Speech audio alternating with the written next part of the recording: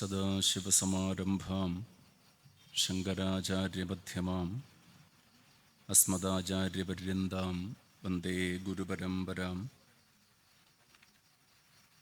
ഗജാനനം ഭൂതഗണാതിസേവിതം കപിത്തജംഭൂഫലസാരഭക്ഷിതം ഉമാസുതം ശോകവിനാശകാരണം നമാമി വിഘ്നേശ്വരപാദപങ്കജം. ശിവം ശിവകരം ശാന്തം ശിവാത്മാനം ശിവോത്തമം ശിവമാർഗപ്രണേതാരം പ്രണതോസ്മി സദാശിവം. ഓം രാമചന്ദ്രായ നമഃ. സജ്ജനങ്ങളെ, നമ്മളുടെ രാമായണമേളയുടെ ഇന്നത്തെ ദിവസത്തെ പ്രാധാന്യം ഒക്കെ ബഹുമാന്യായ അധ്യക്ഷനും ബഹുമാന്യായ സ്വാഗത പ്രാസംഗിയും സൂചിപ്പിക്കുകയുണ്ടായി. ഇതിഹാസങ്ങളിൽ ആദികാവ്യം ആയി വിശേഷിപ്പിക്കപ്പെടുന്ന ഗ്രന്ഥമാണ് രാമായണം. നമുക്കറിയാം, ഒരു ഗ്രന്ഥത്തെ സംബന്ധിച്ച്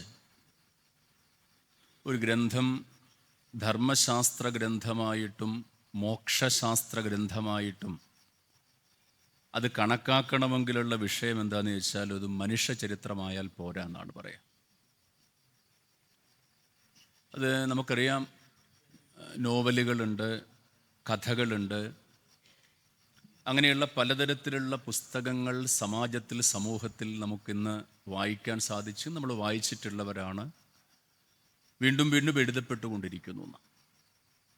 പക്ഷെ അങ്ങനെയുള്ള ഗ്രന്ഥങ്ങളിൽ അത് മോക്ഷശാസ്ത്ര ഗ്രന്ഥമാണ് അല്ലെങ്കിൽ ധർമ്മശാസ്ത്രമാണ് എന്ന് വിശേഷിപ്പിക്കാനുള്ള കാരണം അത് ഒരു മനുഷ്യൻ്റെ, ഒരു വ്യക്തിയുടെ, ഒരു കൂട്ടം വ്യക്തികളുടെ ചരിത്രമായിരുന്നാൽ ഒരിക്കലും അത് മോക്ഷശാസ്ത്ര ഗ്രന്ഥവുമാവില്ല, ധർമ്മശാസ്ത്ര ഗ്രന്ഥവുമാവില്ല എന്ന്. തീർച്ചയായിട്ടും അതിൻ്റെ പ്രത്യേകത അത് ഈശ്വര ചരിത്രമായിരിക്കണം. അവിടെയാണ് രാമായണമെന്ന ആദികാവ്യത്തിൻ്റെ പ്രസക്തി. രാമനെ നമുക്കെല്ലാം പരിചിതമാണ്. നമുക്കറിയാം, ഇന്നത്തെ കാലഘട്ടത്തിൽ രാമൻ നിരന്തരം വിമർശിക്കപ്പെടുന്ന കാലഘട്ടവുമാണ്.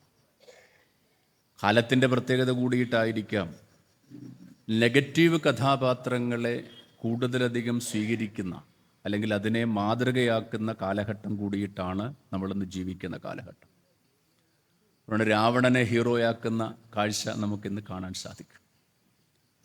ഇപ്പം രാമനെ പറ്റി ലോകത്തിൽ ആര് പ്രസ്താവിച്ചാലും, ആധുനിക ചിന്തകന്മാരാകട്ടെ, ഇല്ലെങ്കിൽ പുതിയ ആശയങ്ങളെ ലോകത്തിലേക്ക് നയിക്കുന്നവരാകട്ടെ, അല്ലെങ്കിൽ ലോകത്തിലേക്ക് നൽകുന്നവരാകട്ടെ, ആരൊക്കെ രാമനെ പറ്റി വ്യാഖ്യാനിച്ചാലും ആരാണ് രാമനെന്ന് ചോദിച്ചാൽ ആ രാമൻ വാത്മീകിയുടെ രാമൻ തന്നെയാണ്.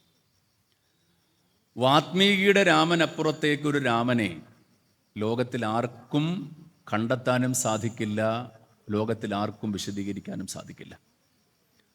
അതുകൊണ്ട് തന്നെ രാമൻ ആരാണെന്ന് ആധുനിക വ്യാഖ്യാനങ്ങളോ അല്ലെങ്കിൽ രാമനെ പറ്റിയുള്ള സ്വതന്ത്ര വ്യാഖ്യാനങ്ങളോ നമ്മൾ ഓരോരുത്തരും പഠിച്ചാലോ വായിച്ചാലോ ഹൃദിസ്ഥമാക്കിയാലോ യഥാർത്ഥത്തിൽ രാമനെ ഒരിക്കലും നമുക്കറിയാൻ സാധിക്കില്ല, രാമനെ ബോധ്യപ്പെടാനും സാധിക്കില്ല. അവിടെയാണ് വാത്മീകി മഹർഷിയുടെ രാമനാണ് യഥാർത്ഥമായിട്ട് നമുക്ക് ബോധ്യപ്പെടുന്ന രാമൻ. ആദികവി നമുക്കറിയാം, ചരിത്രം നമുക്കറിയാം. നാരദ മഹർഷിയോട് ചോദിക്കുക, ലോകത്തിൽ ഏറ്റവും സത്യസന്ധനായ, ഉത്കൃഷ്ടനായ, പല വ്യാഖ്യാനങ്ങൾ അദ്ദേഹം നൽകുന്ന വിശദീകരണങ്ങൾ ചോദിച്ച് ഇതിൽ ഏറ്റവും ഉത്തമനായിരിക്കുന്ന വ്യക്തി ആരാണെന്ന ചോദ്യത്തിനാണ് നാരദ മഹർഷി രാമനെ പറ്റി വിശദീകരിക്കുന്നത്. രാമോ വിഗ്രഹവാൻ ധർമ്മ സത്യപരാക്രമ എന്ന് വിശേഷിപ്പിക്കുന്നത് അതിൻ്റെ ഭാഗമായിട്ടാണ്. ആ രാമചരിത്രം ഹൃദിസ്ഥമായ വാത്മീകി, ആ രാമൻ്റെ ചരിത്രത്തെ ഹൃദിസ്ഥമാക്കിയ വാത്മീകി നമുക്ക് പിന്നീട് അറിയാം, കാണാൻ സാധിക്കും. ക്രൗഞ്ചപക്ഷികൾ ഒന്നിനെ വേടൻ അമ്പെയ്തു വീഴ്ത്തുന്ന സമയത്ത് അദ്ദേഹത്തിൻ്റെ നാവിൽ നിന്ന് വരുന്ന ശ്ലോകം അത് വൃത്ത ജടിലമായതുകൊണ്ട് ബ്രഹ്മദേവൻ പ്രത്യക്ഷപ്പെടുകയും ബ്രഹ്മദേവൻ നാരദൻ ഉപദേശിച്ച രാമചരിത്രത്തെ വിസ്തരിച്ച് എഴുതാൻ വേണ്ടി അദ്ദേഹത്തോട് നിർദ്ദേശിക്കുകയുമാണ്.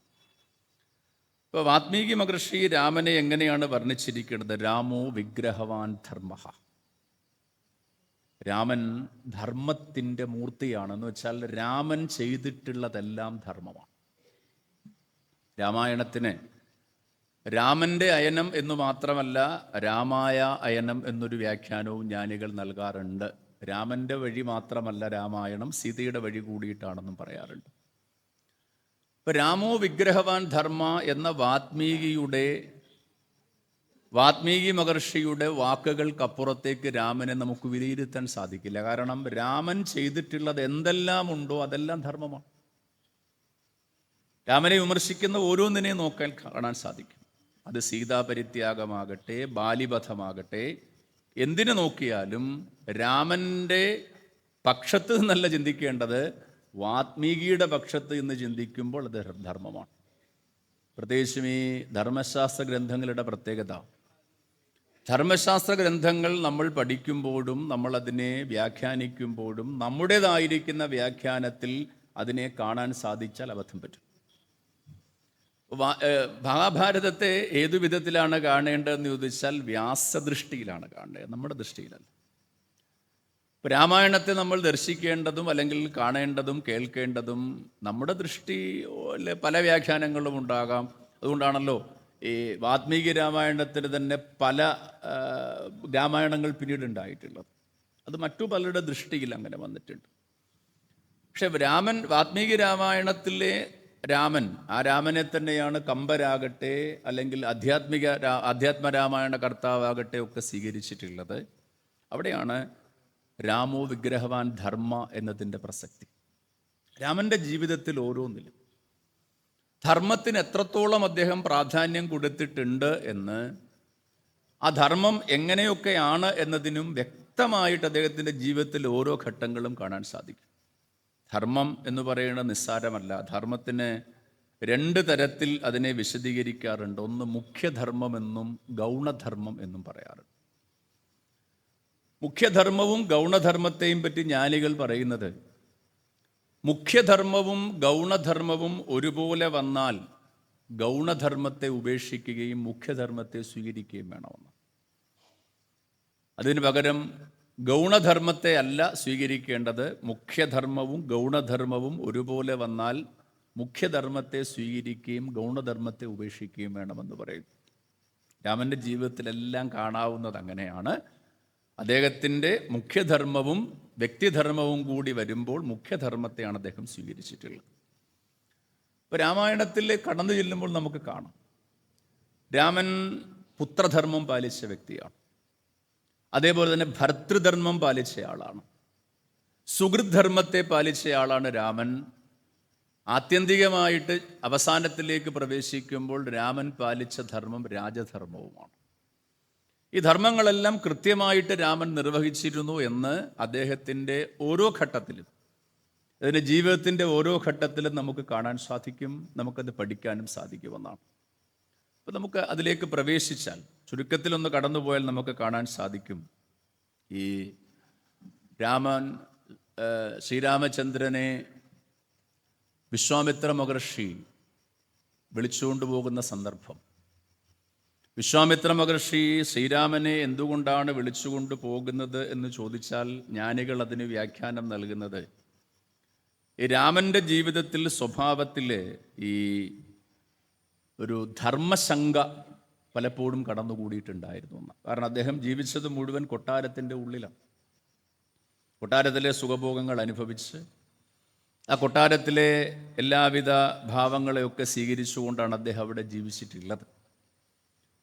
അപ്പം അങ്ങനെയുള്ള രാമൻ, ആ രാമനെ, അത്ര ചെറുപ്പമായിരിക്കുന്ന രാമനെയും ലക്ഷ്മണനെയും, അതിശക്തനായ ദശരഥ മഹാരാജാവ് ഉള്ളപ്പോൾ ആ ദശരഥ മഹാരാജാവിനെ ക്ഷണിക്കാതെയാണ് വിശ്വാമിത്ര മഹർഷി വന്ന് രാമനെയും ലക്ഷ്മണനെയും വേണമെന്ന് പറയുന്നത്. അതിന് കാരണം ജ്ഞാനികൾ പറയുന്നത്, ഈ രാമൻ്റെ ജീവിതത്തിൽ ഭാവിയിൽ ഉണ്ടായേക്കാവുന്ന പല വിഷയങ്ങളെ അതിക്രമിക്കുവാൻ രാമനെ സജ്ജമാക്കിയത് വിശ്വാമിത്ര മഹർഷിയാണ്. അവിടെ നിന്നാണ് രാമൻ്റെ വ്യക്തിത്വം എന്ന നിലയിൽ സമാജത്തിലേക്ക് രാമനെ കടന്നു ചെല്ലുന്ന സന്ദർഭം അവിടെ മുതലാണ്. അതുവരെ രാമൻ ദശരഥപുത്രനാണ്. ദശരഥപുത്രനായിരിക്കുന്ന അയോധ്യയിലെ രാജാവായ ദശരഥൻ്റെ മൂത്ത പുത്രനായിരിക്കുന്ന അയോധ്യാവാസികൾക്ക് മാത്രം അറിയാവുന്ന രാമൻ, ആ രാമൻ വ്യക്തി എന്ന നിലയിൽ സമാജത്തിനും മാതൃകയായി മാറുന്ന ആരംഭിക്കുന്ന ഘട്ടമെന്ന് പറയുന്നത് അദ്ദേഹത്തിൻ്റെ വിശ്വാമിത്രനോടുള്ള സഞ്ചാരം മുതലാണ്. നമുക്ക് കാണാൻ സാധിക്കും. ഈ വനത്തിൽ കൂടി പ്രവേശിച്ച് കടന്നു വരുന്ന സമയത്ത് താടകാവനത്തിൽ പ്രവേശിക്കും. ഈ താടകാവനത്തിൽ പ്രവേശിക്കുമ്പോൾ താടക ഇവരെ വധിക്കാൻ വേണ്ടി ഓടിവരികയും വിശ്വാമിത്ര മഹർഷി ആജ്ഞാപിക്കുന്നുണ്ട് താടകയെ കൊല്ലൂ എന്ന് പറയുമ്പോൾ വിശ്വാമിത്രനോട് രാമൻ ചോദിക്കുന്നത് സ്ത്രീവധം പാപമല്ലേ? ന്യായമാണ്, സ്ത്രീവധം പാപമാണ്. അവിടെയാണ് ധർമ്മശങ്കയെ കർശനമായിട്ട് തീർത്തു വിശ്വാമിത്ര മഹർഷി. സ്ത്രീവധം പാപമാണ്, പക്ഷേ ദുഷ്ടസ്ത്രീകളെ നിഗ്രഹിക്കുന്നത് പാപമല്ല. ധർമ്മത്തിന് ശങ്ക ഈ ശങ്കയുള്ള ഒരാളായിരുന്നു നമുക്ക് മഹാഭാരതത്തിൽ കാണാൻ ഈ ധർമ്മപുത്രൻ. ധർമ്മപുത്രൻ ഇതിൻ്റെ ഉസ്താദ്, ഭാഷയെ പറഞ്ഞ് ഇതിൻ്റെ ഉസ്താദായിരുന്നു. കാരണം വെച്ചാൽ ധർമ്മശങ്ക നിരന്തരമുള്ള ആളായിരുന്നു. അതുകൊണ്ട് കുരുക്ഷേത്ര യുദ്ധം കഴിഞ്ഞപ്പോൾ പറഞ്ഞ അയ്യോ ഞാൻ കാരണമാണോ എന്നൊരു സംശയം ഉണ്ടായത്. അപ്പോൾ ഈ ധർമ്മശങ്ക രാമന് പിന്നീട് ഉണ്ടാകണില്ല. അത് വേണേൽ നമ്മൾ കാണേണ്ടത് അവിടെയാണ്. ധർമ്മശങ്ക ഉണ്ടാകണത് ഇവിടെയാണ്. സ്ത്രീവധം പാപമല്ലേ എന്ന് ചോദിക്കുമ്പോൾ വിശ്വാമിത്ര മഹർഷി പറഞ്ഞു സ്ത്രീവധം പാപമാണ്, പക്ഷേ ദുഷ്ടസ്ത്രീകളെ വധിക്കുന്നത് ഒരു പാപവുമില്ല, അത് ഒരു പാപമില്ലാത്ത കർമ്മമാണ് എന്ന് പറയുമ്പോഴാണ് രാമൻ താടകയ്ക്ക് നേരെ അസ്ത്രം എയ്യുന്നത്. അതിനെ വ്യാഖ്യാനിക്കുന്ന ജ്ഞാനികൾ പറയുന്നത് അസ്ത്രം എയ്യുമ്പോഴും താടകയ്ക്ക് അധികം വേദന ഉണ്ടാകാതെ മരിക്കട്ടെ എന്ന് വിചാരിച്ചിട്ടാണ് അസ്ത്രം ഇതെന്നാണ് പറയുക. അങ്ങനെയും പറയുന്നുണ്ട്. താടകയ്ക്ക് അധികം വേദന ഉണ്ടാകരുത് എന്ന് വിചാരിച്ചിട്ടാണ് അദ്ദേഹം ശ്രീരാമചന്ദ്രൻ അസ്ത്രം എയ്യുന്നത് എന്നുകൂടി പറയുന്നുണ്ടെന്നാണ്. അപ്പോൾ ഈ ധർമ്മശങ്ക അസ്ഥാനത്തുണ്ടാകുമ്പോൾ എന്താണെന്ന കാര്യം എന്ന് വെച്ചാൽ ഈ ധർമ്മശങ്ക അസ്ഥാനത്തുണ്ടായാൽ വലിയ പ്രശ്നമാണ്. സമാജത്തിൽ നമ്മൾ ശ്രദ്ധിച്ചാൽ മനസ്സിലാകും ഒരു കാലഘട്ടത്തിൽ എങ്ങനെയാണ് നമ്മുടെ രാജ്യത്ത് വിദേശ ഭരണാധികാരികൾ കടന്നു വന്നതെന്ന് ചോദിച്ചാൽ ഈ ധർമ്മശങ്കയുള്ളത് കൊണ്ടായിരുന്നു. ധർമ്മശങ്ക കൃത്യമാണ്. ആ സമയത്ത് ധർമ്മം, ഉദാഹരണം പറഞ്ഞാൽ നമുക്കറിയാം, ഈ ഗുജറാത്തിലെ സോമനാഥ ക്ഷേത്രത്തിൽ മുഹമ്മദ് ഗസ്നി ആക്രമിച്ചത് 19 തവണയാണ്. ഓരോ തവണ ആക്രമിക്കാൻ വരുന്ന സമയത്തും അവിടെ 25,000-ൽ പരം ഭക്തജനങ്ങളുണ്ട്. വന്ന സൈന്യത്തിൻ്റെ എണ്ണം അതിൻ്റെ 4-1 പോലും ഇല്ല. എന്തുകൊണ്ടാണ് ആക്രമിച്ചതെന്ന് ചോദിച്ചാൽ അവിടെ സോമനാഥൻ വന്ന് രക്ഷിക്കും, താൻ സോമനാഥൻ്റെ പ്രതീകമാണെന്ന ഭാവം ഉണ്ടായില്ല. ധർമ്മശങ്കയുടെ പ്രശ്നമാണ്. ഈ ധർമ്മശങ്ക അസ്ഥാനത്തുണ്ടാകുമ്പോൾ എന്താ പ്രശ്നം എന്ന് വെച്ചാൽ സമാജത്തിൽ അത് ബുദ്ധിമുട്ടുണ്ടാക്കും. നോക്കൂ, ഇവിടെയാണ് രാമനെ പ്രാപ്തനാക്കി മാറ്റുന്നത്. ഈ ധർമ്മശങ്ക അസ്ഥാനത്ത് ഉള്ളതുകൊണ്ടാണ് എന്താ സംഭവിച്ചതെന്ന് വെച്ചാൽ അതേ മഹാഭാരതത്തിലേക്ക് പ്രവേശിക്കുമ്പോൾ നമുക്ക് കാണാൻ സാധിക്കും യുധിഷ്ഠിരൻ ചൂതുകളിയിൽ നിന്ന് വിടുതലുണ്ടായി, വീണ്ടും ചൂതുകളിച്ച് പരാജയപ്പെട്ടു. അവസാനം എന്തായി? ഈ ധർമ്മശങ്കയുടെ ഭാഗമായിട്ടുണ്ടായത് വലിയൊരു യുദ്ധമായിരുന്നു, വലിയ നാശമായിരുന്നു. 2 പക്ഷത്തും നാശമുണ്ടായത്. അപ്പം ഷടനോട് ഷാഢ്യം തന്നെയാണ് വേണ്ടത്. വിശ്വാമിത്ര മഹർഷി കൃത്യമായ സന്ദേശം കൊടുത്തു.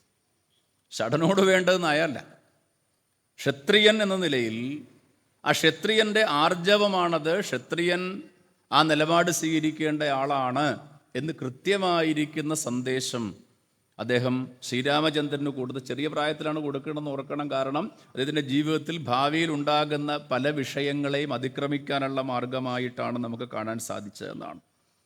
അപ്പോൾ അങ്ങനെയുള്ള ശ്രീരാമചന്ദ്രൻ സീതാ പരിണയമൊക്കെ കഴിഞ്ഞു, അദ്ദേഹം ഗൃഹത്തിലേക്ക് വന്നു, താമസമായി. കുറേ നാൾ കഴിഞ്ഞപ്പോഴാണ് രാജസഭയൊക്കെ വിളിച്ച് ആ രാജസഭയിൽ വെച്ച് ഇദ്ദേഹത്തെ രാജാവാക്കാൻ നിശ്ചയിക്കണം.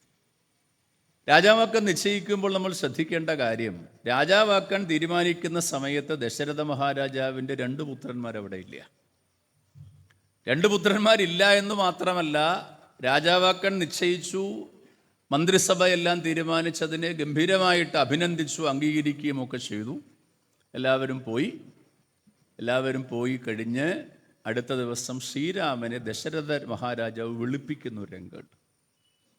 ആ വിളിപ്പിക്കുന്ന അവർ തമ്മിലുള്ള കൂടിക്കാഴ്ചയിൽ എന്താ സംഭവിച്ചത് എന്ന് പിന്നീട് നമുക്ക് കാണാൻ സാധിക്കും. അപ്പോഴൊന്നും അറിയാൻ സാധിക്കില്ല. ദശരഥ മഹാരാജാവ് രാജസഭ തീരുമാനിച്ചു, അദ്ദേഹത്തെ രാജാവാക്കാൻ യുവരാജാവായിട്ട് അഭിഷേകം ചെയ്യാൻ തീരുമാനിച്ചു കഴിഞ്ഞു. പിന്നീട് ഇദ്ദേഹം മകനെ വിളിക്കുന്നു. മകനെ വിളിച്ചിട്ട് സംസാരിക്കുന്നു, തീരുമാനം പറയുന്നു. പെട്ടെന്ന് തന്നെ വേണം, കാരണം ഭരതൻ വരുന്നതിന് മുമ്പ് വേണം. അദ്ദേഹം പറയണത് എൻ്റെ മനസ്സ് മാറുന്നതിന് മുമ്പ് അഭിഷേകം കഴിക്കണമെന്ന്. ദശരഥൻ പറയുന്ന വാക്കാണ്. എൻ്റെ മനസ്സ്, ദശരഥൻ തന്നെ പറയാം, എൻ്റെ മനസ്സ് മാറുന്നതിന് മുമ്പ് അഭിഷേകം കഴിക്കണം. കാരണം മനുഷ്യൻ്റെ മനസ്സ് ചാഞ്ചല്യമുള്ളതാണ്, ചഞ്ചല ചിത്തം. അഭിഷേകം കഴിക്കണമെന്ന് തീരുമാനിക്കുന്നു. ഇവിടെ രാമനെ ശ്രദ്ധിച്ചാൽ മനസ്സിലാകുന്ന ഒരു കാര്യം, രാമൻ ആഹ്ലാദിച്ചിട്ടില്ല. ഞാൻ യുവരാജാവാകാൻ പോകുന്നു, ഞാൻ ഈ അയോധ്യയുടെ യുവരാജാവാൻ പോകുന്നു എന്ന് രാമൻ ഒരിക്കലും ആഹ്ലാദിച്ചില്ല, അത്യാഹ്ലാദം ഉണ്ടായതുമില്ല. സന്തോഷം. രാമൻ പോയതിന് ശേഷമാണ് നമുക്ക് പിന്നീട് കാണാൻ സാധിക്കും, രാമൻ അഭിഷേകം ചെയ്യാൻ നിശ്ചയിച്ചപ്പോഴും ഒരു കാര്യം ശ്രദ്ധിക്കേണ്ടതുണ്ട്. 2 പേരെ അവിടെ ക്ഷണിച്ചിട്ടില്ല അഭിഷേകത്തിന്. ഒന്ന് കൈകേയിയുടെ അച്ഛനെ, കേകേ രാജാവിനെ ക്ഷണിച്ചിട്ടില്ല, അവരെ അറിയിച്ചിട്ട് പോലുമില്ല. രണ്ടാമത് ജനക മഹാരാജാവിനെ. ഈ 2 പേരെയും ഈ രാമൻ്റെ അഭിഷേകം നിസ്സാരകാര്യമല്ല. ശ്രീരാമചന്ദ്രനെ യുവരാജാവ് അഭിഷേകം ചെയ്യുന്ന സന്ദർഭത്തിൽ സ്വന്തം മക്കളെ വിളിക്കണ്ട, അല്ലെങ്കിൽ സ്വന്തം ഭാര്യയുടെ അച്ഛനെ അവരെ അറിയിക്കേണ്ടെന്ന് തീരുമാനിക്കാൻ എന്തോ ഒരു കാരണം. അതോടൊപ്പം ഇപ്പുറത്ത് ആരെ വിളിച്ചിട്ടില്ല, ജനക മഹാരാജാവിനെയും വിളിച്ചിട്ടില്ല. അതൊരു ബാലൻസ് ചെയ്യാനുള്ള തന്ത്രമായിരുന്നു ആരുടെ, ഈ ദശരഥൻ്റെ എന്ന് പിന്നീട് കാണാൻ സാധിക്കുമെന്നാണ്. അപ്പോൾ നമുക്കറിയാം, കൈകേയിയുടെ വരം അതിനോട് വിശദീകരിക്കേണ്ട ആവശ്യമില്ല. ദശരഥ മഹാരാജാവ് വിളിക്കുന്നു എന്നറിയിച്ചു, തിരിച്ചു വന്നു. ശ്രീരാമചന്ദ്രൻ കൈകേയി അമ്മയോട് ചോദിക്കുന്നു, എന്താണെന്ന് ചോദിച്ചു. പറഞ്ഞു, നിൻ്റെ അച്ഛൻ പണ്ട് എനിക്ക് 2 വരം തന്നിട്ടുണ്ട്, ഞാനിത് ചോദിച്ചിട്ടുണ്ട്. ഇപ്പോൾ ഒന്ന്, നീ ഭരതൻ രാജാവാകണം. രണ്ടാമത്, നീ 14 വർഷം കാട്ടിൽ വസിക്കണം. ഈ 14-12 വർഷത്തിൻ്റെ ഒരു കാലയളവ് വളരെ പ്രസക്തമാണ്. കാരണം ത്രേതായുഗത്തിലെ രാമായണ കാലഘട്ടത്തിൽ 14 വർഷമാണ് രാമൻ വനത്തിൽ പോകുന്നത്. അത് ദ്വാപരയുഗത്തിലാകുമ്പോൾ പാണ്ഡവന്മാർ വനത്തിൽ പോകുന്നത് 12 വർഷം +1 13 വർഷമാണ്. അന്നത്തെ നിയമം അനുസരിച്ചിട്ട് ഈ 12 വർഷത്തിൽ കൂടുതൽ ഒരാളുടെ സ്വത്ത് മറ്റൊരാൾ കൈവശം വെച്ചുകൊണ്ടിരുന്ന അയാൾ അവകാശമായിട്ട് പറഞ്ഞു. ഇങ്ങനെയുണ്ട്. ഇന്ന് സർക്കാർ നിയമം കൊണ്ടുവന്നിട്ടുണ്ട്. കാരണം ഇത്ര വർഷം ടാക്സ് അടച്ചില്ലെങ്കിൽ, നികുതി അടച്ചില്ലെങ്കിൽ അത് സർക്കാരിൻ്റെ സ്വത്തായിട്ട് മാറും അത് പറഞ്ഞിട്ടുണ്ട്. ഇവിടെ ഇരിക്കുന്നവർ 25 വർഷമായി ടാക്സ് അടച്ചിട്ടുണ്ടോ നോക്കണം, വസ്തുവിൻ്റെയൊക്കെ ടാക്സ് കൃത്യമായിട്ട് അടച്ചിട്ടുണ്ടോ ശ്രദ്ധിക്കണം. പറഞ്ഞു വന്നത്, അപ്പോൾ ഈ 14 വർഷവും വളരെ നിസ്സാരമായ കാലയളവല്ല. കാരണം അയാൾ വന്നില്ലെങ്കിൽ സന്തോഷം, വന്നില്ലെങ്കിൽ ആരുടെ കയ്യിലിരിക്കും, ഇപ്പുറത്തിരിക്കുമെന്നൊരു തന്ത്രമുണ്ട് അതിനകത്ത്. അപ്പോൾ ഭരതൻ രാജാവാകണം, അച്ഛൻ താൻ വനത്തിൽ പോകണമെന്ന് പറയുമ്പോൾ അപ്പോഴും രാമനെ നോക്കുക, രാമന് വിഷമവുമില്ല, രാമൻ ആഹ്ലാദിക്കുന്നുമില്ല. വളരെ സന്തോഷം എന്നാ രാമൻ പറയാം. അമ്മ, ഞാൻ കുറേ കാലമായിട്ട് ഈ രാജഭോഗങ്ങൾ സുഖഭോഗങ്ങളൊക്കെ അനുഭവിച്ച് ഇവിടെ ഇരിക്കുകയാണല്ലോ, വളരെ സന്തോഷം, നമ്മൾ കാട്ടിൽ പോവാം, കുറച്ചാൽ കാട്ടിൽ താമസിക്കുക എന്ന് പറയാം. പക്ഷേ കൈകേയിയോട് രാമൻ ചോദിക്കുന്നുണ്ട്, അമ്മ എന്നോട് നേരത്തെ ഇത് പറഞ്ഞിരുന്നെങ്കിൽ ഞാൻ ഭരതന് രാജാവാക്കുമായിരുന്നല്ലോ. നേരത്തെ പറഞ്ഞാൽ മതി, അച്ഛനോട് വരം ചോദിക്കേണ്ട കാര്യം എന്നോട് പറഞ്ഞിരുന്നാൽ മതിയല്ലോ രാമ. കാരണം ഈ 3 അമ്മമാരിൽ നമ്മൾ ശ്രദ്ധിച്ചാൽ മനസ്സിലാകും, ഏറ്റവും കൂടുതൽ രാമനോട് പ്രിയമുണ്ടായിരുന്നത് കൈകേയിക്കായിരുന്നു. ഏറ്റവും കൂടുതൽ പ്രിയം. ആ പ്രിയം നിസ്സാരമല്ല, അത്രയ്ക്ക് പ്രിയമുണ്ടായിരുന്നു എന്നാണ് പറയാം. അപ്പം അമ്മയോട് പറയുന്നുണ്ട്, അമ്മ പറഞ്ഞിരുന്നെങ്കിൽ തീർച്ചയായിട്ടും ഞാൻ എന്ത് ചെയ്യുമായിരുന്നു, ഭരതനെ രാജാവാക്കുമായിരുന്നു. അമ്മ അത് പറഞ്ഞില്ല. അപ്പം ഈ കൈകേയിക്ക് എത്രയും പെട്ടെന്ന് രാമനെ എവിടെ അയക്കണം, കാട്ടിലേക്ക് അയക്കണം, വളരെ പെട്ടെന്ന് അയക്കണം. അതിന് ധൃതി കൂട്ടാം, ഞാൻ പോകാൻ തയ്യാറാണ്, ഇപ്പം തന്നെ പോയേക്കാം, ഭരതനെ വിളിക്കാൻ ആളെ അയച്ചോളൂ. രാമൻ പറയാം, ഭരതനെ വിളിക്കാൻ ആളെ അയച്ചോളൂ, ഞാൻ കാട്ടിലേക്ക് പോകാൻ തയ്യാറാണ്. അപ്പം ധൃതി കൂട്ടുകയാണ് ആരെ, ഈ കൈകേയി. അപ്പോഴാണ് രാമൻ ഒരു വാക്ക് കൈകേയിയോട് പറയുന്നുണ്ട്. എന്താ? നാഹമർത്ഥപരോ ദേവി ലോകമാവസ്തുമുത്സഹേ വിദ്ധിമാം ഋഷിഭിസ്തുല്യം വിമലം ധർമ്മ സംസ്ഥിതം. രാമൻ ആരാണെന്ന് വാത്മീകി മഹർഷി വീണ്ടും ഉറപ്പിക്കുകയാണ് ഇവിടെ. നാഹമർത്ഥപരോ ദേവി, സ്വാർത്ഥം നേടാൻ, എൻ്റെ കാര്യം സാധിക്കാൻ വേണ്ടി ഞാൻ രാജ്യത്തിലിരിക്കാൻ ആഗ്രഹിക്കുന്നില്ല. പിന്നെയോ, ധർമ്മത്തിൽ പ്രതിഷ്ഠിതമായ ഋഷി തുല്യനാണ് ഞാൻ. ധർമ്മത്തിൽ പ്രതിഷ്ഠിതനായ ഋഷിതുല്യനാണ് ഞാൻ. എനിക്ക് അധികാരത്തിനു വേണ്ടി സത്യത്തെ ധർമ്മത്തെ ഉപേക്ഷിക്കാൻ ഞാൻ തയ്യാറല്ല. അധികാരത്തിനു വേണ്ടി, സ്ഥാനമാനങ്ങൾക്ക് വേണ്ടി ധർമ്മത്തെ നിസ്സാരവൽക്കരിക്കാൻ ഞാൻ തയ്യാറല്ല. ധർമ്മനിഷ്ഠയിൽ ഋഷി തുല്യനാണ് ഞാനെന്ന് കൃത്യമായ സന്ദേശം, കൃത്യമായ വാക്കുകളിൽ കൂടി കൈകേയി അമ്മയോട് രാമൻ പറയുന്നുണ്ട്. എന്നിട്ടാണ് രാമൻ പോകുന്നത്. പോയി നമുക്ക് കാണാൻ സാധിക്കും. പിന്നീട് നേരെ അമ്മയുടെ അടുത്ത് ചെന്നു. അമ്മയുടെ അടുത്ത് ചെല്ലുമ്പോൾ കൗസല്യ പറയുന്നുണ്ട്, നീ അച്ഛൻ്റെ വാക്കുകൾ നിനക്ക് ദൈവതുല്യമാണെങ്കിൽ അമ്മയുടെ വാക്കുകൾ തുല്യം. അച്ഛൻ്റെ വാക്കുകൾ തുല്യമാണെങ്കിൽ അമ്മയുടെ വാക്കുകളും തുല്യമാണ്. അപ്പോൾ ശ്രീരാമചന്ദ്രൻ അമ്മയോട് ചോദിക്കുന്നുണ്ട്, അമ്മയുടെ ഭർത്താവ്, എൻ്റെ അച്ഛൻ അസത്യമാനെന്നു പേര് കേൾക്കണമെന്ന് അമ്മയ്ക്ക് ആഗ്രഹമുണ്ടെങ്കിൽ ഞാൻ പോകാതിരിക്കാം. അമ്മയുടെ ഭർത്താവായിരിക്കുന്ന എൻ്റെ അച്ഛനായിരിക്കുന്ന ദശരഥ മഹാരാജാവ് ഭാവിയിൽ അതായത് എങ്ങനെ അറിയപ്പെടും? അസത്യവാദി എന്ന് അറിയപ്പെടണമെന്ന് അമ്മയ്ക്ക് ആഗ്രഹമുണ്ടെങ്കിൽ ഞാൻ എന്ത് ചെയ്യാം? കാട്ടിൽ പോകാതിരിക്കാം. അവിടെ ആര് പറയണില്ല? കൗസല്യൊന്നും പറയണില്ല. ഇതെന്താ കാര്യമെന്ന് പിന്നീട് നമുക്ക് കാണാം. ഇതിലെന്തോ ഒരു കാര്യമുണ്ട്, കൃത്യമാണ്. അല്ലെങ്കിൽ പിന്നെ എങ്ങനെയാ ആരെ സമ്മതിക്കുക? കൗസല്യെ സമ്മതിക്കേണ്ട ആവശ്യമില്ല. അങ്ങനെ രാമൻ പോകാൻ തീർച്ചപ്പെടുത്തി. സീത കൂടെ പോകാൻ നിശ്ചയിക്കുന്നു, ലക്ഷ്മണൻ കൂടെ പോകാൻ നിശ്ചയിക്കുന്നു. അവരെല്ലാം യാത്രയായി. പിന്നീട് നമുക്ക് കാണാം ദശരഥൻ്റെ മരണം. ഭരതൻ വരുന്നു. ഭരതൻ വരുമ്പോൾ ഭരതൻ്റെ ഈ ഭ്രാതൃ സ്നേഹം നമ്മൾ കാണേണ്ടത് ഈ 4 പേരിലും കാണാൻ സാധിക്കുമെന്നാണ്. സഹോദരങ്ങൾ തമ്മിലുള്ള ബന്ധം എത്ര ദൃഢമാണ്. കാലത്തിൻ്റെ പ്രത്യേകത എന്ന് വെച്ചാൽ ഈ കാലത്തിൽ സഹോദരങ്ങൾക്ക് അവരുടെ പിതൃപരമ്പരയാ ഉണ്ടാകുന്ന അവകാശങ്ങൾ തുല്യമല്ല എങ്കിൽ തന്നെ പരസ്പരം സ്നേഹം നഷ്ടപ്പെടുന്ന കാലഘട്ടമാണ് ഇന്നത്തെ കാലം എന്ന് പറയാം. ആ കാലഘട്ടത്തിലാണ് നമ്മൾ ജീവിക്കുക. ഒരു സെൻറ്റ് അത്രയൊന്നുമില്ല, അതിൻ്റെയൊക്കെ താഴെ എനിക്ക് വിഹിതം കുറഞ്ഞാൽ അത് സഹോദരങ്ങളോടും അല്ലെങ്കിൽ അമ്മയോടും അച്ഛനോടും വരെ വിരോധമുണ്ടാകുന്ന, ജീവിതകാലം മുഴുവൻ നിഷേധാത്മകമായ സമീപനം സ്വീകരിക്കുന്ന കാലഘട്ടത്തിലാണ് ഒരു സാമ്രാജ്യം മുഴുവൻ, വലിയൊരു സാമ്രാജ്യം മുഴുവൻ തൻ്റെ അധീനതയിലായിട്ടും അതിനെ സ്വീകരിക്കാൻ സാധിക്കാതെ എന്ന് പറഞ്ഞാൽ അമ്മയായി എന്നുള്ളത് കൊണ്ട് മാത്രം കൊല്ലണില്ല എന്നിവരെ പറഞ്ഞു. ഭരതൻ്റെ വാക്കുകൾ രാമായണത്തിൽ വിസ്തരിച്ച് കാണാം. കാരണം ഭരതൻ കടുത്ത വാക്കുകളിലാണ് ആരെ വിമർശിക്കുക? അമ്മയെ വിമർശിക്കുകയാണ്. അച്ഛനെ കൊന്നവളാണ് നീ എന്ന് തന്നെ കൃത്യമായിട്ട് പറഞ്ഞു. ഞാൻ കൊല്ലാത്തത് എൻ്റെ അമ്മയായി എന്നെ ജനിപ്പിച്ചുവെന്ന ഒറ്റ കാരണം കൊണ്ടാണെന്ന് പറയുന്നുണ്ട്. അങ്ങനെ ഭരതൻ രാമനോടൊപ്പം പോവാണ്. ഭരതൻ പോവാണ്. ഭരതൻ രാമനെ അന്വേഷിച്ച് പോവാണ്. എല്ലാവരും പോകുന്നു, അമ്മമാരും ഒക്കെ പോവാണ്. അവിടെ പോയി ഈ രാമനും ഭരതനും തമ്മിൽ കാണുന്ന ഒരു രംഗം, വളരെ വിശാലമായ ചിന്താഭാവങ്ങൾ അവിടെ കാണാം. രണ്ടുപേരും തമ്മിലുള്ള സംഭാഷണം, സുഖാന്വേഷണം. അച്ഛനെ പറ്റി പറയുന്ന സമയത്ത് അച്ഛൻ മൃതനായി എന്ന് കേൾക്കുമ്പോൾ രാമൻ മൂർച്ഛിതനായിട്ട് വീഴുന്ന സന്ദർഭം, രാമൻ അച്ഛൻ്റെ പിതൃക്രിയകളൊക്കെ ചെയ്യുന്ന സാഹചര്യം ഒക്കെ നമുക്ക് പിന്നീട് അവിടെ കാണാം. അങ്ങനെ രാമനോട് പറഞ്ഞു, ജ്യേഷ്ഠ, അച്ഛൻ മരിച്ചു, അങ്ങ് അയോധ്യയിലേക്ക് തിരിച്ചു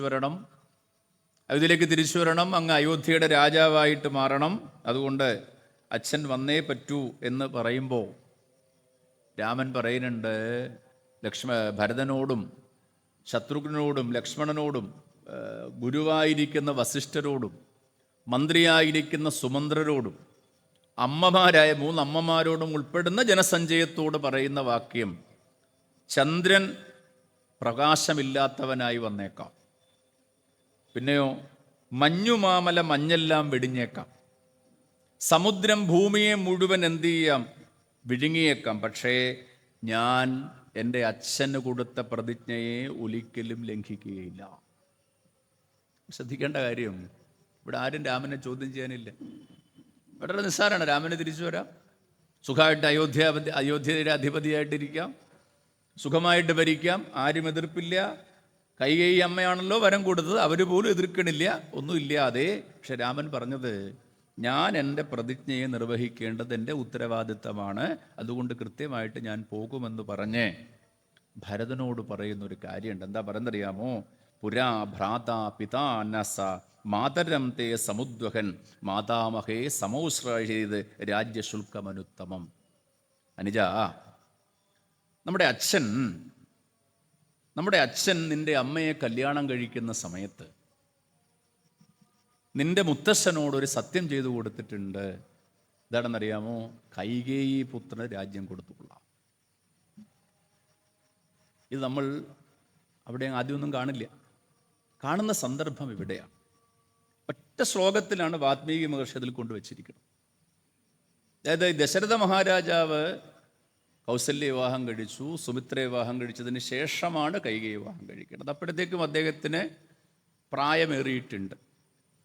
അപ്പോൾ പ്രായമേറിയ സമയത്ത് കേകയ രാജാവിനെ സമീപിച്ച് കൈകേയി വിവാഹം കഴിക്കുന്ന സമയത്ത് തൻ്റെ പ്രായാധിക്യം ഈ രാജകുമാരിയെ തനിക്ക് നൽകാനുള്ള തടസ്സമാകുമോ എന്നുള്ളത് കൊണ്ടാകാം ദശരഥ മഹാരാജാവ് കേകയ രാജാവിനൊരു സത്യം ചെയ്തു കൊടുത്തു. അങ്ങയുടെ മകളെ ഞാൻ വിവാഹം കഴിച്ചാൽ അങ്ങയുടെ മകളിലുണ്ടാകുന്ന പുത്രന് രാജ്യം കൊടുത്തുകൊള്ളാം. ഇത് രാമൻ എങ്ങനെ അറിഞ്ഞു എന്ന് ചോദിച്ചാൽ നമ്മൾ ആദ്യം പറഞ്ഞ സന്ദർഭത്തിലാണ്. രാജ്യസഭയിൽ രാമനെ നിശ്ചയിച്ച സമയത്തല്ല, നമ്മൾ പറഞ്ഞല്ലോ രണ്ടാമത് രാമനെ വിളിപ്പിച്ച സമയത്താണ് ഇതറിയുന്നത്. ശ്രദ്ധിക്കണം, രാജ്യസഭയിൽ രാമനെ യുവരാജാവായി നിശ്ചയിക്കുന്ന സമയത്തിനു മുമ്പായിരുന്നു രാമൻ ഇത് അറിഞ്ഞിരുന്നെങ്കിൽ ഒരിക്കലും യുവരാജാവാകാൻ സമ്മതിക്കുമായിരുന്നില്ല. അതിനുശേഷമാണ് രാമൻ ഇത് അറിയണം. അപ്പം രാമൻ ഇത് അറിയുന്നുണ്ട്. അതുകൊണ്ടാണ് രാമന് സന്തോഷമില്ല, സന്താപവും ഇല്ല. രാമനൊന്നും പ്രവർത്തിക്കുന്നില്ല. രാമന് സന്തോഷിക്കുന്നുമില്ല, വിഷമിക്കുന്നുമില്ല. രാമൻ്റെ ആശങ്ക ഇത് അസത്യമല്ല എന്നൊരാശങ്ക രാമനുണ്ട് സ്വാഭാവികമായിട്ട്. അപ്പം ഇത് നമുക്ക് മറ്റെവിടെയും കാണാൻ സാധിക്കില്ല. കാരണം ഭരതനോട് രാമൻ ഇത് പറയുന്ന സമയത്ത് ഒറ്റ ശ്ലോകത്തിലാണ് ഇതെന്താണ് ഇതിന് കാരണം എന്ന് വാത്മീകി മഹർഷി കൊണ്ടുവച്ചിട്ടുള്ളത്. കാരണം എന്താ? അതുകൊണ്ടാണ് രാമൻ അമ്മയോട് ചോദിച്ചത്, അമ്മയുടെ ഭർത്താവ് അസത്യവാദിയായിരിക്കണം എന്ന് പേര് കേൾക്കണമെന്ന് അമ്മയ്ക്ക് ആഗ്രഹമുണ്ടെങ്കിൽ എന്ത് ചെയ്യാം? ഞാൻ കാട്ടിൽ പോകണില്ല. നോക്കൂ, ധർമ്മത്തെ എത്ര സൂക്ഷ്മമായിട്ടാണ് രാമൻ്റെ ധർമ്മനിഷ്ഠ, അത്രയ്ക്ക് സൂക്ഷ്മമാണ്. ഇവിടെ അദ്ദേഹം പാലിക്കുന്ന ധർമ്മത്തിന് പുത്രധർമ്മം എന്ന് പറയും. കാരണം അച്ഛൻ്റെ സംരക്ഷണയിൽ കഴിഞ്ഞ അദ്ദേഹം, അച്ഛൻ്റെ ആജ്ഞാനുവർത്തിയായിരുന്ന അദ്ദേഹം പാലിക്കുന്ന ധർമ്മത്തിന് പുത്രധർമ്മം എന്നാണ് പേര്. അവിടെ അദ്ദേഹം ധർമ്മബോധത്തെ കൃത്യമായി സ്വീകരിച്ച് അച്ഛൻ്റെ ആജ്ഞയെ കൃത്യമായിട്ട് നിർവഹിക്കുന്നു, പുത്രധർമ്മത്തെ സ്വീകരിക്കുന്നു. രാമൻ്റെ ഒന്നാമത്തെ സന്ദർഭം അവിടെ നമുക്ക് കാണാൻ സാധിക്കും. പുത്രധർമ്മം പാലിക്കപ്പെടും. മാത്രമല്ല ഈ വാക്കിനെ സത്യമാക്കേണ്ടത് വളരെ പ്രധാനമാണല്ലോ. അച്ഛന് കൊടുത്ത വാക്ക് സത്യമാക്കണം. ഭരതൻ നിരാകരിക്കില്ല രണ്ടാമത്തെ കാര്യം. ഭരതന് സ്വീകരിക്കാതിരിക്കാം. പക്ഷേ ഭരതന് കൊടുക്കേണ്ട ഉത്തരവാദിത്വം ആർക്കുണ്ട്? അച്ഛനുണ്ട്. ഇത് സത്യത്തിൽ ആർക്കറിയില്ല എന്നറിയാമോ? ഇത് ഈ കൈകേയിക്ക് പോലും അറിയില്ല. ഇതറിയാവുന്ന ഒരാൾ മാത്രമേ ഉള്ളൂ, കൈകേയിയുടെ അച്ഛന് മാത്രമേ അറിയുള്ളൂ. പിന്നെ അദ്ദേഹം മിണ്ടാതിരുന്നെന്താന്ന് ചോദിച്ചാൽ, പണ്ഡിതന്മാർ പറയാറുണ്ട്, ഇത്രയൊക്കെ ആയല്ലോ, രാമൻ വളരെ പ്രശസ്തനും ധർമ്മനിഷ്ഠനും എല്ലാവർക്കും പ്രിയങ്കരനുമായി, ഇനി അതിനകത്ത് സംസാരിച്ചിട്ട് കാര്യമില്ല, അദ്ദേഹത്തിന് താല്പര്യമൊന്നുമില്ല. പക്ഷെ ഇവിടെ ദശരഥൻ്റെ ഉള്ളിൽ ഇതുണ്ട്. രാമന് ഇത് കൃത്യമായിട്ട് ദശരഥൻ പറഞ്ഞു കൊടുക്കുക. അതാണ് അദ്ദേഹം പറയണത്. നമ്മൾ നേരത്തെ പറഞ്ഞു, മനുഷ്യൻ്റെ മനസ്സ് എപ്പോഴാണ് ചഞ്ചലമാകുക എന്ന് പറയാൻ പറ്റില്ല. അതൊരു കാരണമായി എന്ന് മാത്രമേ ഉള്ളൂ. യഥാർത്ഥത്തിൽ എന്താ ഈ വരം?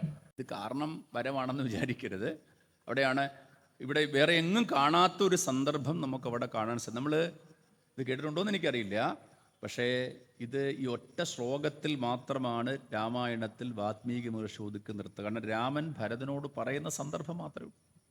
ഇതെല്ലാം നേരത്തെ നടന്നതായിരുന്നു, നമുക്ക് അതിൽ കൂട്ടിച്ചേർത്ത് പഠിച്ചുകൊള്ളണമെന്നാണ്.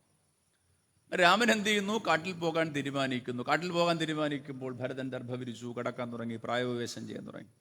രാമൻ പറയുന്നുണ്ട്, ക്ഷത്രിയന്മാർക്ക് യോജിച്ച കർമ്മമല്ല ഇത്. ക്ഷത്രിയന്മാർക്ക് യോജിച്ച കർമ്മമല്ല. അങ്ങനെയാണ് ഈ പാതുകം കൊണ്ടുപോകുന്നതും പ്രതിജ്ഞയൊക്കെ ചെയ്ത് അദ്ദേഹം കൊണ്ടുപോകുന്നതും. അവിടെ നോക്കൂ, ഈ സഹോദര ഭ്രാതൃധർമ്മം എന്നൊരു ധർമ്മം,